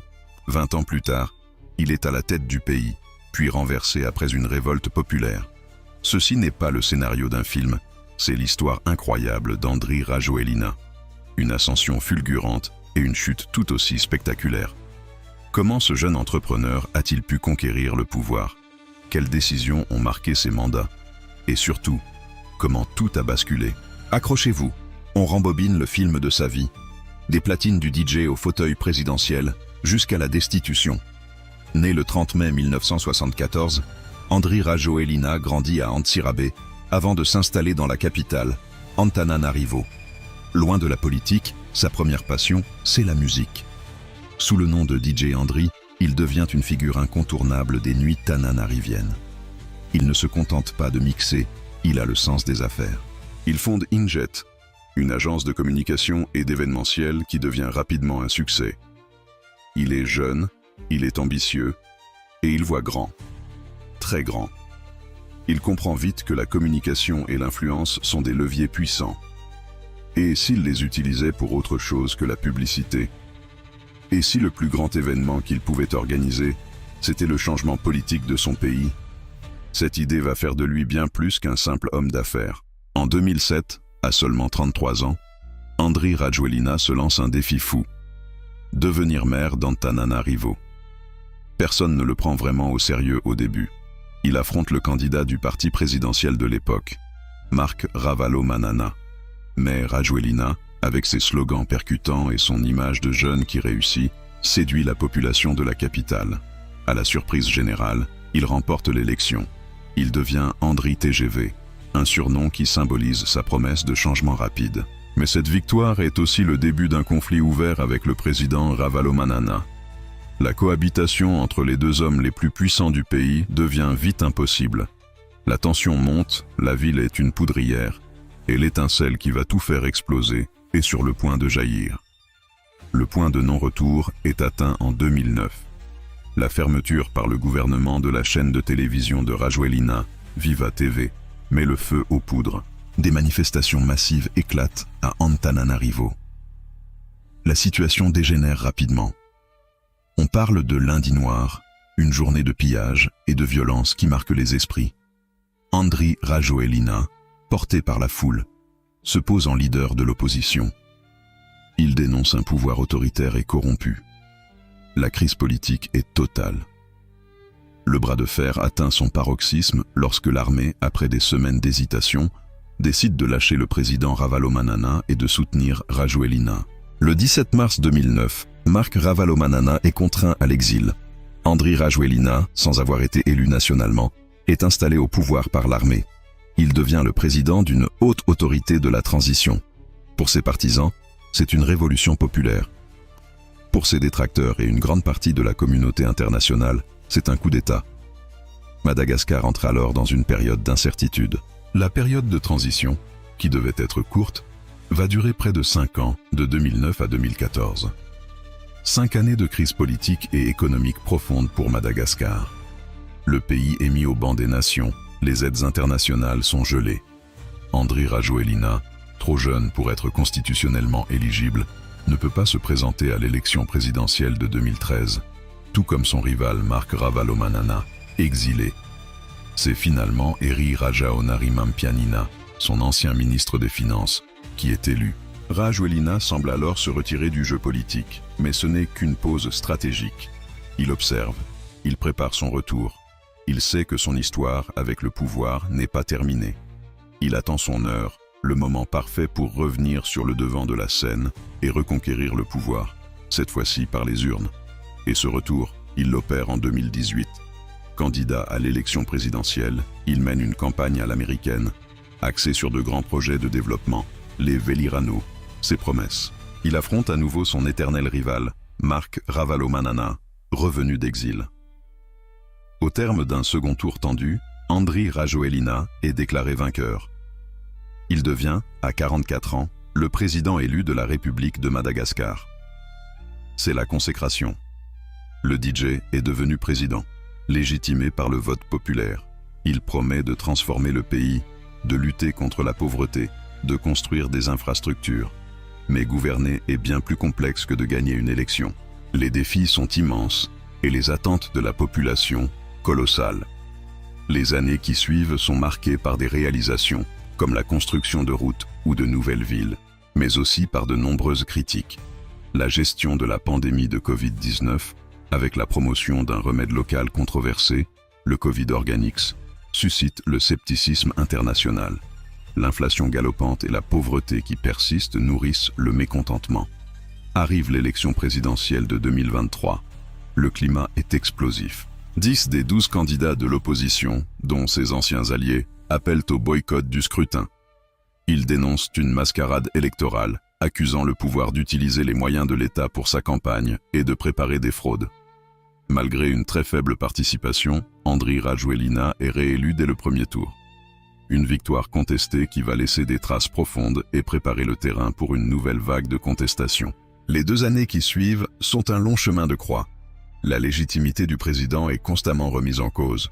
La jeunesse, celle-là même qui avait porté DJ Andry au sommet, se sent trahie. Ils sont nés avec Internet, ils sont connectés au monde et ils ne supportent plus la pauvreté endémique et la corruption.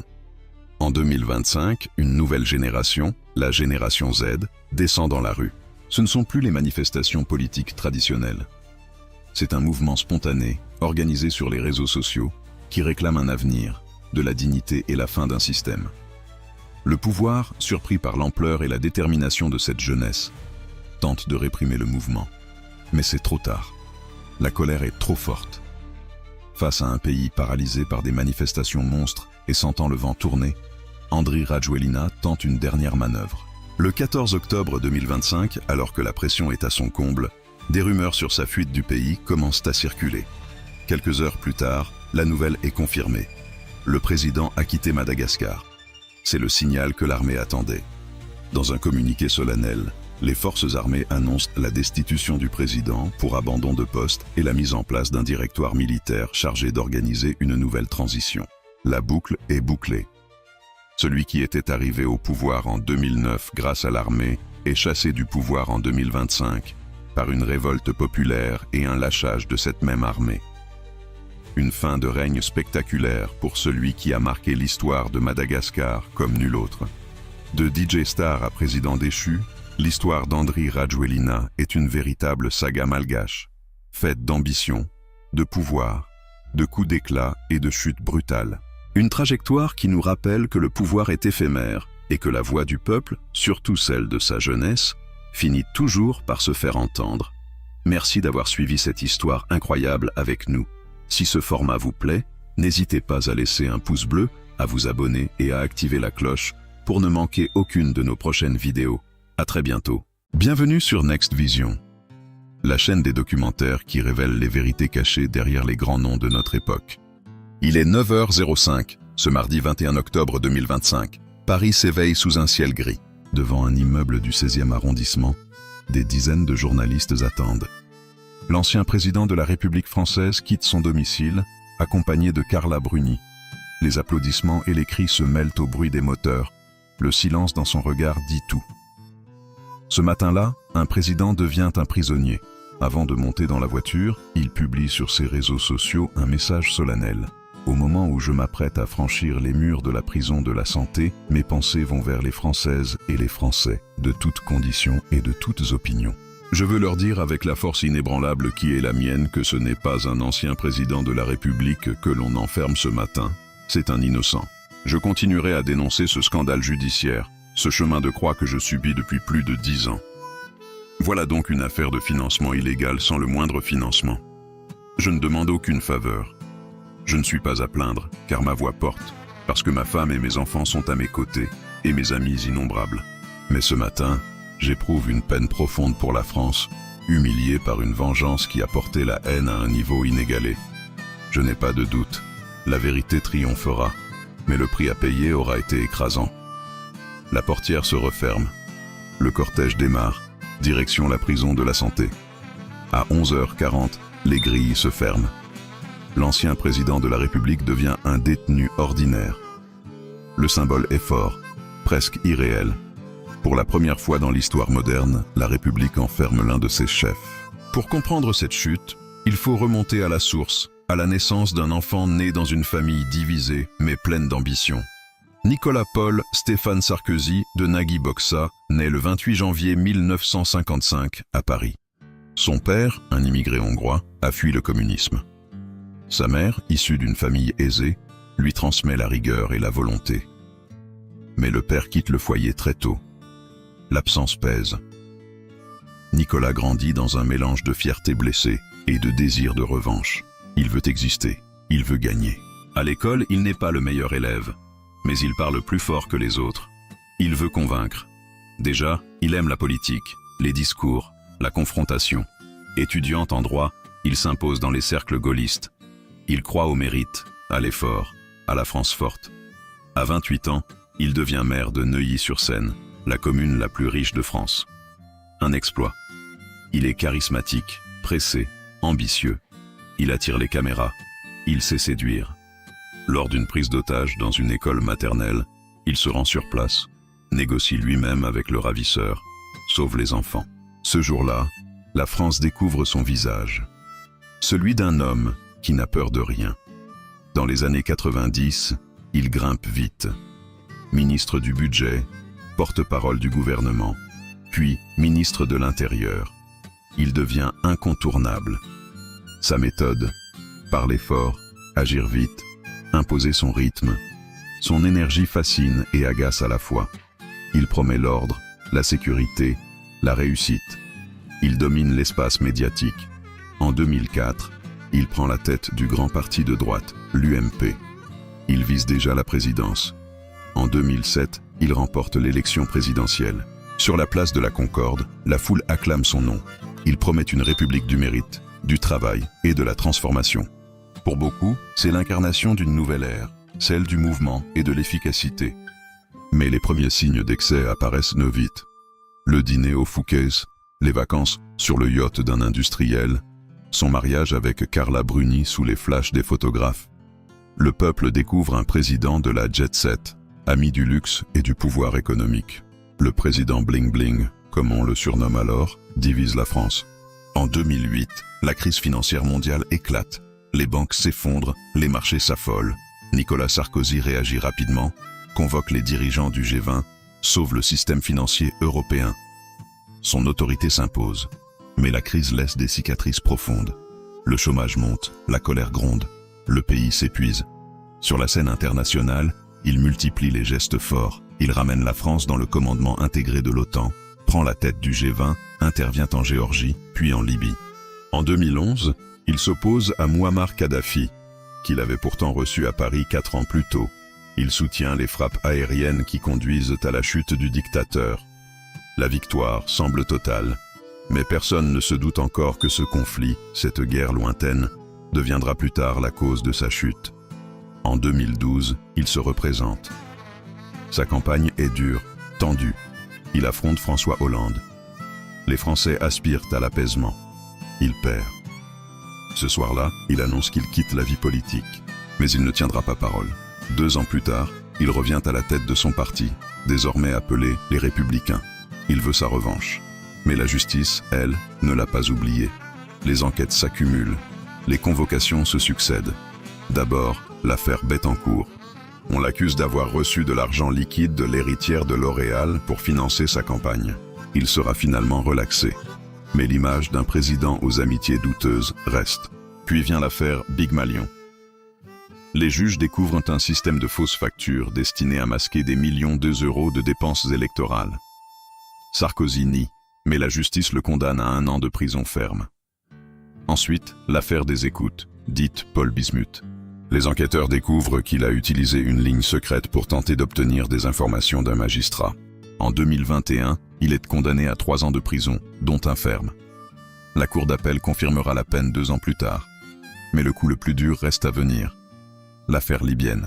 Plusieurs anciens responsables du régime de Kadhafi affirment avoir versé de l'argent pour financer la campagne de 2007. Des documents, des enregistrements, des transferts d'argent viennent appuyer leurs déclarations. En mars 2018, Nicolas Sarkozy est placé en garde à vue. C'est une première dans l'histoire de la République. Il clame son innocence. Il parle d'un complot, d'une vengeance politique. Mais les juges continuent. Ils recoupent, enquêtent, interrogent. En 2025, après des années de procédure, le verdict tombe. 5 ans de prison, dont 2 ans ferme, pour financement illégal de campagne et association de malfaiteurs. Cette fois, la peine est exécutoire. Pas d'appel suspensif, pas de délai. Le 21 octobre, il doit se présenter à la prison. 9h05. Il quitte son domicile. Carla Bruni l'accompagne jusqu'à la voiture. Les regards sont lourds, la tension est palpable. Le véhicule s'éloigne. Quelques minutes plus tard, il franchit les grilles de la prison de la Santé. L'ancien président entre dans sa cellule. Un lit, un bureau, quelques livres.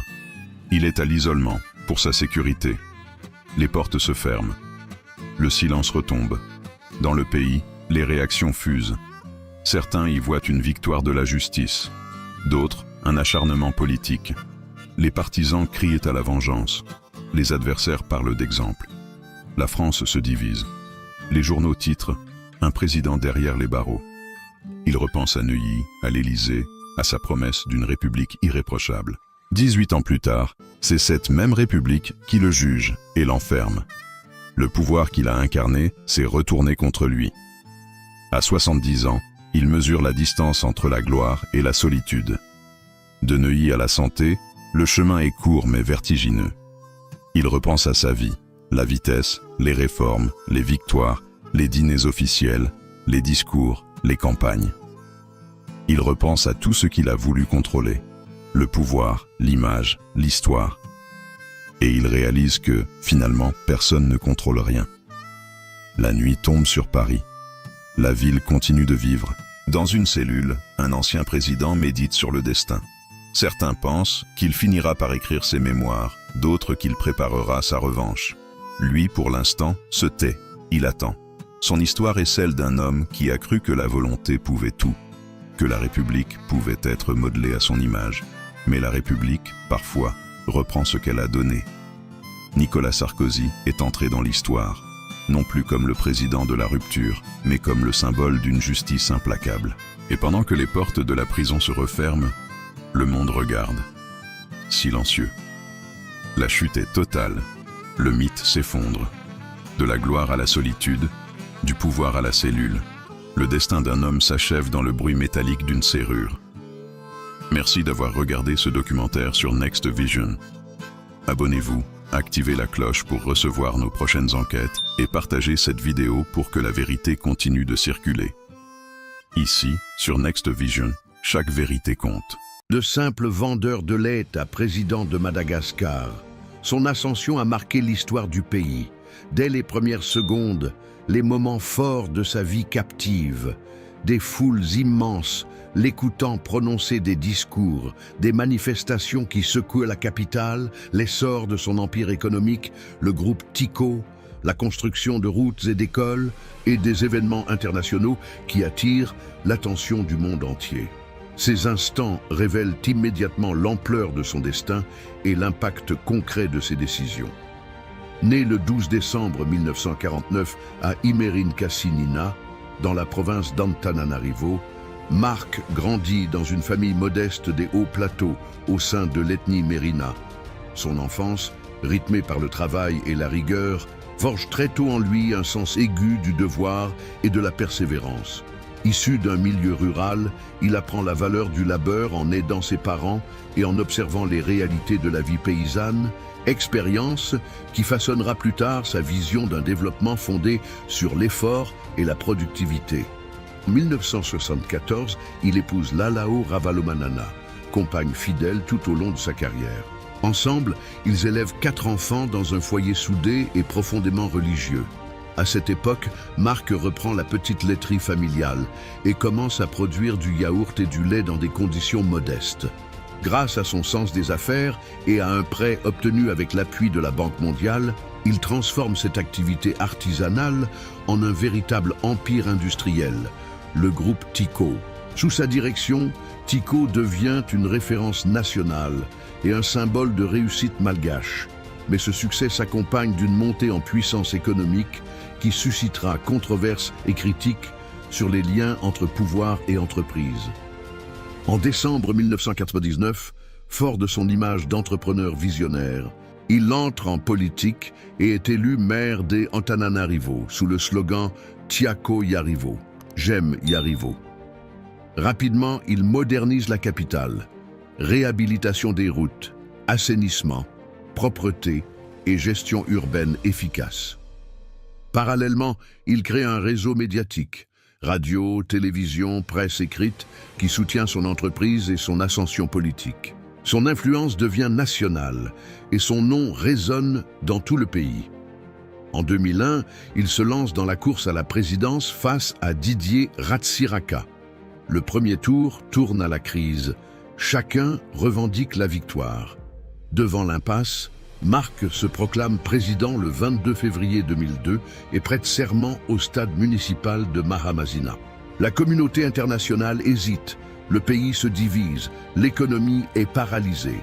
Finalement, un nouveau décompte des voix le donne vainqueur avec 50,46% des suffrages et Ratsiraka quitte le pays pour la France en juillet 2002. La différence entre les deux hommes est frappante. Ratsiraka incarne l'ancien régime centralisé et bureaucratique, tandis que Ravalomanana symbolise modernisation, dynamisme économique et proximité avec le peuple.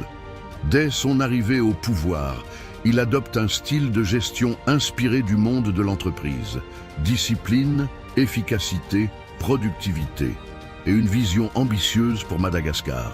Il lance des réformes structurelles, création du Bianco, bureau anticorruption, du Samfing, lutte contre le blanchiment d'argent, élaboration du Madagascar Action Plan et ouverture aux investissements étrangers. Il modernise les infrastructures, développe les routes et améliore la communication nationale. Dans le domaine agricole, il initie la révolution verte pour accroître la production et sécuriser le foncier rural. Sur le plan international, il diversifie les alliances, rapprochement avec les États-Unis, l'Allemagne et la Chine, tout en maintenant des rapports complexes avec la France. Ses relations avec la Banque mondiale et le FMI renforcent son image de modernisateur, mais cette orientation libérale inquiète certains milieux économiques locaux. La concentration du pouvoir, l'influence économique du groupe Tyco et le contrôle sur les médias suscitent critiques et controverses. Réélu en 2006 avec 54,8% des voix, il poursuit ses réformes, mais certaines décisions érodent sa popularité.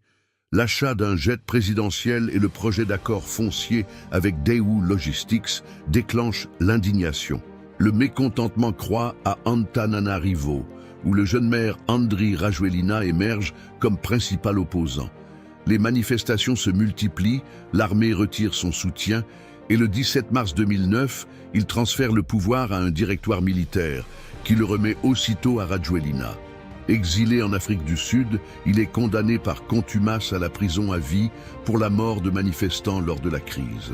Durant son exil, il suit de près la politique malgache et réclame le respect de la Constitution. En octobre 2014, il revient enfin à Madagascar. Il reprend la direction du parti Tiako I Madagasikara, TIM, et redevient une figure d'opposition influente. Son épouse Lalao est élue maire d'Antananarivo, renforçant la présence du clan Ravalomanana. En 2018, il se présente à l'élection présidentielle. Après un premier tour serré, il est battu au second par Andry Rajoelina, son ancien rival. Malgré cette défaite, il reste actif et défend sa vision d'un Madagascar productif, libre et équitable. Son groupe Tyco, après des années difficiles, connaît un renouveau, marquant le retour progressif de l'une des plus grandes marques malgaches. Aujourd'hui, Marc Ravalomanana reste une personnalité incontournable. Son parti TM conserve plus d'une vingtaine de sièges au Parlement. Elle s'exprime régulièrement dans les médias pour dénoncer corruption, crise économique et atteinte aux libertés démocratiques. Il appelle à une union sacrée de l'opposition et se positionne en mentor pour la nouvelle génération. Malgré les revers, Marc Ravalomanana incarne la réussite économique, la modernisation et les contradictions du pouvoir. Ses partisans le voient comme un patriote visionnaire et un bâtisseur. Ses détracteurs dénoncent un dirigeant autoritaire mêlant intérêts privés et État. Quoi qu'il en soit, son parcours illustre la complexité de la politique malgache. Une lutte constante entre progrès, enjeux économiques, ambition personnelle et fragilité institutionnelle. Aujourd'hui encore, il reste présent, observant, conseillant et prêt à reprendre la parole dans un Madagascar en pleine mutation. Emmanuel Macron, un nom qui a marqué la dernière décennie. Mais au-delà de l'image du jeune président qui a conquis l'Élysée, quelles sont les failles, les erreurs, les promesses non tenues? Plongeons ensemble dans l'enquête sur un parcours hors du commun. Tout commence à Amiens, en 1977. Né dans une famille de médecins, le jeune Emmanuel est un élève brillant, passionné de philosophie et de théâtre. C'est là, à l'âge de 15 ans, qu'il rencontre celle qui deviendra son épouse, sa professeure Brigitte Trogneux. Une histoire qui déjà détonne et montre un caractère décidé à ne pas suivre les conventions. Très vite, son ambition le pousse vers les sommets. Sciences Po, puis l'ENA, l'école des élites françaises. Il en sort inspecteur des finances, un poste prestigieux mais qui ne lui suffit pas. Son intelligence et sa rigueur sont déjà remarquées. En 2008, il fait un choix audacieux. Il quitte la haute fonction publique pour rejoindre la banque d'affaires Rothschild. C'est là qu'il se fait un nom dans le monde économique en pilotant des fusions-acquisitions majeures. Il gagne beaucoup d'argent, mais surtout, il tisse un réseau puissant et apprend les codes du grand capitalisme. Cette expérience forgera sa vision de l'économie, mais lui collera aussi une étiquette tenace. 4 ans plus tard, en 2012, c'est le grand retour vers le politique. François Hollande, fraîchement élu président, le nomme conseiller à l'Élysée. Puis, en 2014, il devient son ministre de l'économie. Il porte alors une loi qui porte son nom, la loi Macron, visant à libéraliser certains secteurs. C'est sa première grande bataille politique, où il montre déjà son goût pour les réformes structurelles, quitte à bousculer les lignes de son propre camp. Mais l'ambition d'Emmanuel Macron est bien plus grande que celle d'un simple ministre. Le tournant a lieu en 2016. À la surprise générale, il quitte le gouvernement et lance son propre mouvement En Marche. Ni de droite ni de gauche, il veut dépasser les clivages traditionnels. Il incarne le renouveau, l'audace, et séduit une partie de la jeunesse et les électeurs centristes fatigués des vieux partis. Son discours est moderne, optimiste. Il promet de libérer les énergies et de réconcilier la France avec elle-même. La machine est lancée et rien ne semble pouvoir l'arrêter. En 2017, à seulement 39 ans, il réalise l'impensable. Il est élu président de la République française, devenant le plus jeune chef d'État de l'histoire du pays. Il bat Marine Le Pen au second tour avec un score confortable. La soirée de sa victoire, célébrée dans la cour du Louvre, est un symbole fort. Une foule en liesse voit en lui un nouvel espoir, la promesse d'une France enfin modernisée et apaisée. Mais le rêve va vite se confronter à la dure réalité. Les promesses de campagne visaient à réformer en profondeur le pays. Mais très vite, le nouveau président se heurte à une colère populaire sourde. Le style de gouvernance, jugé vertical et solitaire, commence à crisper. Les premières mesures fiscales, comme la suppression de l'impôt sur la fortune, l'ISF, sont perçues comme un cadeau fait aux plus aisés. C'est en 2018 que tout bascule. Une simple taxe sur le carburant met le feu aux poudres et déclenche la crise des gilets jaunes. Une explosion sociale d'une ampleur inédite, révélant une fracture profonde entre la France des métropoles et la France périphérique, entre les élites et le peuple. Les samedis se transforment en scènes de chaos dans les rues des grandes villes. Face à la colère, Emmanuel Macron reste ferme. Sa posture est perçue comme rigide, voire arrogante. Malgré un grand débat national pour tenter de calmer les esprits, l'image est durablement écornée. La suite de son quinquennat est marquée par une série de réformes impopulaires. La réforme des retraites, la politique fiscale, la réforme de l'assurance chômage. Chaque projet est contesté et jugé injuste par une partie significative de la population. Sa popularité chute drastiquement. Dans les médias et sur les réseaux sociaux, le surnom de président des riches s'installe durablement. On critique sa distance, ses petites phrases jugées méprisantes et un ton qui ne parvient pas à créer de l'empathie. Puis en 2020, le monde entier est frappé par la pandémie de Covid-19. Emmanuel Macron doit gérer une crise sanitaire sans précédent. Il prend les rênes, instaure le fameux « quoi qu'il en coûte » pour soutenir l'économie et impose des mesures strictes comme les confinements. Mais sa gestion est aussi source de polémiques. Les masques, les tests et plus tard, la campagne de vaccination et le pass sanitaire qui divise profondément la société française.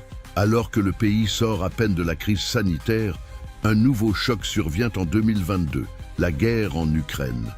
L'inflation explose, les tensions internationales s'aggravent. En tant que président du Conseil de l'Union européenne, Emmanuel Macron tente de jouer un rôle de premier plan, multipliant les initiatives diplomatiques pour défendre une position européenne forte et autonome. Mais cette posture internationale peine à masquer les difficultés internes. Sa diplomatie est également mise à l'épreuve sur d'autres fronts, notamment en Afrique. Emmanuel Macron multiplie les voyages sur le continent pour tenter de redéfinir la relation de la France avec ses anciennes colonies, loin de la France-Afrique. Mais les résultats sont mitigés. Sa visite à Madagascar en est un exemple frappant. Le dossier sensible des îles Éparses, ces territoires de l'océan Indien revendiqués par Antananarivo, refait surface. La position française, jugée ambiguë et peu claire, crée de vives tensions. Cet épisode réveille les débats sur la souveraineté et la mémoire coloniale et renforce les critiques sur une diplomatie française qui peine à convaincre ses partenaires africains. Malgré un bilan contesté, il réussit l'exploit d'être réélu en 2022, de nouveau face à Marine Le Pen. Mais la victoire a un goût amer. Il perd la majorité absolue à l'Assemblée nationale, ce qui l'oblige à gouverner dans un climat de tension politique permanente, cherchant des alliances au cas par cas. Ce second mandat commence dans la douleur. Dès 2023, une nouvelle réforme des retraites, visant à repousser l'âge de départ à 64 ans, provoque un rejet massif. Le pays connaît l'un des plus grands mouvements sociaux de son histoire récente, avec des manifestations et des grèves qui paralysent la France pendant des semaines. L'utilisation de l'article 49.3 pour faire passer la loi sans vote final achève de crisper l'opinion publique. Aujourd'hui, Emmanuel Macron est un président à deux visages. Sur la scène internationale, il reste une voix influente, portant les ambitions de la France et de l'Europe. Mais à l'intérieur du pays, il demeure l'un des présidents les plus contestés de la Ve République. Derrière l'homme politique, il y a aussi un homme passionné de littérature et de philosophie, marié à Brigitte Macron, qui joue un rôle de conseillère discrète mais essentielle. Son livre, Révolution, publié avant son élection, exposait sa vision. Mais la réalité du pouvoir s'est avérée bien plus complexe. Alors, quel bilan tirer ? Entre des succès diplomatiques indéniables et des fractures sociales profondes, le mandat d'Emmanuel Macron est marqué par les tensions et la controverse. Il aura tenté de réformer la France au pas de charge, mais aura peut-être échoué à la réconcilier. Son héritage, complexe et paradoxal, continue de s'écrire sous nos yeux. Merci d'avoir suivi cette analyse avec nous. Si ce contenu vous a plu, n'hésitez pas à laisser un pouce bleu, à partager la vidéo et surtout à vous abonner pour ne rien manquer de nos prochaines enquêtes. À très bientôt. Longtemps réduite au silence par l'exil, Fanny Rizzoa Ernaivo revient aujourd'hui au centre du jeu politique malgache. Juriste, ancienne magistrate et syndicaliste, elle est devenue une figure emblématique de la lutte contre la corruption et de l'indépendance de la justice à Madagascar. Son parcours marqué par la confrontation avec le pouvoir, l'exil en France et son retour à la faveur d'une mission d'enquête à l'île Maurice illustre la trajectoire d'une femme résolue à défier les systèmes qui étouffent son pays. Une magistrate devenue symbole de résistance. Née en 1979 à Antananarivo, Fanny Rizzoa Ernaivo s'est imposée dans le milieu judiciaire malgache par sa rigueur et son franc-parler. Elle gravit les échelons de la magistrature avant de prendre la tête du syndicat de la magistrature de Madagascar, SMM. À ce poste, elle dénonce les pressions politiques, la corruption endémique et la soumission du système judiciaire au pouvoir exécutif. Ces prises de position lui valent rapidement de puissants ennemis. En 2018, elle se lance dans la bataille politique et se présente à l'élection présidentielle, affirmant vouloir rendre la justice au peuple. Mais la confrontation avec les institutions s'intensifie. Dès 2019, des poursuites judiciaires sont engagées contre elle. Accusée à tort ou à raison de délits d'opinion, elle choisit l'exil. Fanny Rizzoa Ernaivo quitte Madagascar et s'installe en France, où elle vit plusieurs années. Le gouvernement malgache émet un mandat d'arrêt international et sollicite son extradition. Les juridictions françaises rejettent cette demande, invoquant l'absence de garantie sur le respect des droits fondamentaux. En exil, loin de se taire, elle devient la voix de la diaspora malgache. Avec d'autres figures de l'opposition, elle fonde le RMDM Diaspora, Rodoben ni Mpano Itra, Oan ni Democracia Eto Madagascar Diaspora, une plateforme de résistance politique installée à Paris. Depuis l'étranger, elle dénonce la corruption, les détournements de fonds publics et la dérive autoritaire du pouvoir à Antananarivo. Ses partisans la considèrent comme une héroïne du droit. Ses adversaires la taxent d'opportunisme. Mais une chose est certaine, elle reste au cœur du débat. Le retour de l'exil et la mission à l'île Maurice. En octobre 2025, Fanny Rizzoa Ernaivo sort enfin de l'ombre. Mandatée par le Conseil national pour la défense de la transition CNDT, elle est envoyée en mission officielle à l'île Maurice dans le cadre d'une vaste enquête sur les avoirs et réseaux financiers de Mami Ravatomanga, homme d'affaires influent soupçonné de corruption, de détournement de fonds publics et de blanchiment d'argent à l'échelle internationale. Arrivée à Port-Louis mi-octobre, elle est reconnue par les autorités mauriciennes comme observatrice, Watching Brief, auprès de la Financial Crimes Commission, FCC. Dans ce rôle, elle remet un dossier volumineux de preuves, relevés bancaires, correspondances financières, documents sur des sociétés écrans reliant Madagascar, Maurice et Dubaï. Son objectif, retracer les flux financiers, geler les avoirs suspects et prouver que les richesses détournées du peuple malgache peuvent être récupérées. Chaque centime volé reviendra à notre pays, déclare-t-elle devant la presse mauricienne. Pendant une semaine, elle multiplie les entretiens avec les responsables de la FCC, les juristes et la presse locale. Les enquêtes révèlent l'existence d'un réseau offshore complexe reliant plusieurs juridictions. Certains craignent la fuite du magnate, d'autres saluent la détermination d'une femme revenue pour rendre des comptes au nom de la justice. À la fin du mois d'octobre 2025, Fanny Rizzoa Ernaivo quitte l'île Maurice et rentre à Madagascar, après plusieurs années d'exil. Ce retour marque un tournant symbolique. L'ancienne exilée redevient actrice de la scène nationale. Aujourd'hui, Fanny Rizzoa Ernaivo incarne à la fois l'espoir et la controverse. Ses soutiens la voient comme la future ministre de la Justice, capable de réformer le système et de purger la corruption. Ses détracteurs la considèrent comme une femme trop clivante, parfois populiste, qui instrumentalise la cause anticorruption à des fins politiques. Mais son parcours reste hors du commun. Magistrate syndicaliste exilée, enquêtrice internationale, une trajectoire qui illustre la complexité du combat pour la justice dans un pays où les institutions vacillent souvent sous le poids des puissances économiques et politiques. Conclusion. Le retour de Fanny Rizzoa Ernaivo à Madagascar n'est pas seulement un événement politique, c'est le symbole du retour de la justice sur la scène publique. Après des années d'exil, elle n'est plus seulement une opposante, mais une actrice du redressement national, décidée à affronter les réseaux de corruption qui ont saigné son pays.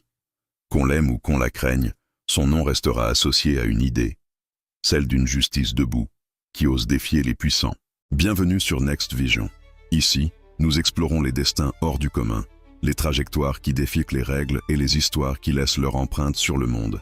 Si vous aimez comprendre ce qui se cache derrière le pouvoir, abonnez-vous maintenant, activez la cloche et laissez un pouce bleu pour soutenir nos enquêtes. Aujourd'hui, nous vous emmenons au cœur d'un parcours fascinant, celui d'un homme qui a tout conquis, avant de tout risquer. Ceci est l'histoire de Mami Ravatomanga, un nom qui résonne comme une énigme. Un entrepreneur devenu milliardaire, mécène respecté, mais aussi figure controversée du pouvoir malgache. Son ascension fulgurante incarne à la fois le rêve africain et son prix. Tout commence à Morondava, une petite ville côtière balayée par le vent de l'Ouest. Un enfant y grandit, entouré de modestie mais nourri d'une ambition rare. Ce jeune garçon s'appelle Maminiaina Ravatomanga. Dans le sable chaud et la lumière d'un Madagascar en pleine mutation, il apprend la débrouillardise, la patience et l'endurance. Très jeune, il se distingue par son sens de l'observation et sa soif d'apprendre. À l'adolescence, il quitte sa ville natale pour rejoindre Antananarivo, la capitale. Symbole de réussite et de pouvoir, la grande ville attire les ambitieux et les rêveurs. C'est le début d'une aventure où chaque pas est un pari. Il enchaîne les petits boulots, apprend les règles du commerce, observe, écoute. Très vite, il comprend une chose. À Madagascar, les opportunités ne se trouvent pas. Elles se créent. Dans les années 1990, il fonde Sodiat, une petite société de transport dotée de quelques camions, d'un bureau modeste et d'une vision immense. Relier le pays, développer les échanges, créer des emplois. Le jeune entrepreneur mise sur la rigueur et la discipline. Là où d'autres voient la crise, lui voit une brèche. Son sens du risque et sa capacité à anticiper les besoins du marché deviennent ses plus grands atouts. Sodiat grandit, s'étend, diversifie ses activités, transport, logistique, BTP, hôtellerie, énergie, chaque secteur devient un nouveau territoire à conquérir. En quelques années, Ravatomanga transforme une entreprise locale en un groupe tentaculaire, présent dans tout Madagascar. Ses employés le décrivent comme un homme exigeant mais visionnaire, capable de lire un contrat comme on lit une carte du futur. Mais dans le monde des affaires malgaches, la réussite ne dépend pas seulement de l'intelligence économique. Elle repose aussi sur les relations, les alliances, les équilibres politiques. À la fin des années 1990, Mami Ravatomanga entre dans un cercle plus restreint, celui des décideurs, des ministres, des ambitieux. C'est à cette époque qu'il croise un jeune entrepreneur charismatique, Andry Rajoelina. Entre eux, la synergie est immédiate. Rajoelina a l'audace et la visibilité. Ravatomanga possède les moyens, la structure et le réseau. Leur alliance, d'abord discrète, va peu à peu redessiner la carte du pouvoir à Madagascar. En 2009, le pays entre dans une crise majeure. Le pouvoir vacille, les rues s'embrasent. Mais au milieu de la tempête, Ravatomanga reste un pilier. Il soutient, il finance, il construit. Sa logistique, ses ressources et son réseau deviennent essentiels à la stabilité du pays. Dans l'ombre, il tisse des liens avec les acteurs politiques et économiques les plus puissants du moment. Lorsque le calme revient, il n'est plus un simple homme d'affaires. Il est devenu une force. Dans les années 2010, son nom s'impose partout. Sodiat devient un empire national. Stations-service, hôtels de luxe, immobilier, médias, compagnies aériennes, l'entreprise est présente dans tous les domaines. Ravatomanga, désormais milliardaire, se présente comme un patriote moderne. Il crée une fondation, construit des écoles, finance des hôpitaux, sponsorise des clubs de football. Il aide, il soigne, il redonne. Son image publique est celle d'un bâtisseur, d'un homme d'affaires éclairé au service du développement du pays. Mais derrière cette image, des murmures grandissent. Des journalistes, des opposants et des observateurs étrangers s'interrogent. Comment un seul homme peut-il contrôler autant de secteurs stratégiques? Ses liens avec le pouvoir deviennent un sujet sensible. Les rumeurs évoquent des avantages économiques douteux, des contrats publics attribués sans concurrence et des relations étroites avec les cercles présidentiels. En 2017, son nom apparaît dans plusieurs enquêtes de presse européennes. En France, le parquet national financier ouvre une investigation pour blanchiment et corruption présumée. Aucune preuve n'est établie et le dossier sera classé sans suite, faute d'éléments suffisants. Mais le mal est fait. La rumeur devient mythe. L'homme d'affaires exemplaire devient une figure controversée. Les médias se divisent. Pour certains, c'est un visionnaire injustement attaqué. Pour d'autres, un symbole du capitalisme d'influence et de la connivence politique. À partir de 2020, le climat politique se durcit. Les critiques se multiplient. L'allié d'hier devient un bouc émissaire commode. Certains contrats sont bloqués, des partenaires se retirent, les soutiens politiques s'effritent. Ravatomanga se fait plus discret. Moins de discours, moins d'apparitions publiques, plus de silence. Dans ses bureaux d'Antananarivo, on parle encore de lui avec respect, mais aussi avec prudence. Les regards changent, les équilibres aussi. L'homme semble pressentir que la marée tourne. En 2025, Madagascar traverse une nouvelle crise. Inflation, coupure d'électricité, colère populaire, le pays vacille. Et au centre des débats, un nom revient sans cesse, Mami Ravatomanga. Le 12 octobre, il quitte discrètement le pays à bord de son jet privé, direction l'île Maurice. Quelques jours plus tard, les autorités malgaches annoncent le gel de ses avoirs et un mandat d'arrêt international. Le choc est immense. L'homme le plus influent du pays devient fugitif. Certains parlent d'exil volontaire, d'autres de fuite. Les médias s'enflamment. Des théories circulent. Pour beaucoup, c'est la chute d'un empire. Pour d'autres, c'est une manœuvre politique destinée à écarter un rival devenu gênant. Aujourd'hui, dans sa villa au bord de l'océan Indien, Ravatomanga contemple son empire à distance. Sodiat existe toujours, mais son absence pèse. Les employés sont partagés entre loyauté et peur. Les partenaires hésitent, les banques se taisent. Et pourtant, au-delà des scandales et des jugements, il reste une évidence. Sans Mami Ravatomanga, une partie du développement moderne de Madagascar n'aurait jamais vu le jour. Il a bâti des routes, créé des emplois, inspiré des générations d'entrepreneurs. Mais il a aussi prouvé qu'à un certain niveau de réussite, le pouvoir devient un piège. On ne le possède plus, c'est lui qui vous possède. Histoire de Mami Ravato Manga est celle d'un homme qui a voulu tout maîtriser. Le temps, les affaires, les alliances, le destin. Mais le pouvoir, comme la mer, finit toujours par reprendre ce qu'on croit lui avoir arraché. Et peut-être qu'aujourd'hui, quelque part entre regret et lucidité, il médite sur cette vérité universelle. Il n'y a pas de victoire sans perte, ni d'empire sans solitude. Merci d'avoir suivi ce documentaire exclusif signé Next Vision. Si cette histoire vous a captivé, abonnez-vous, laissez un pouce bleu et partagez cette vidéo pour faire découvrir l'histoire vraie derrière le pouvoir. Parce qu'ici, sur Next Vision, nous racontons la vérité derrière les légendes. Partout dans le monde, on voit des jeunes brandir le drapeau de One Piece pendant les manifestations ou sur les réseaux sociaux. Mais pourquoi ce symbole d'un manga est-il devenu un cri de ralliement face à la crise mondiale? Dans One Piece, les pirates ne sont pas seulement des hors-la-loi, ce sont des aventuriers qui se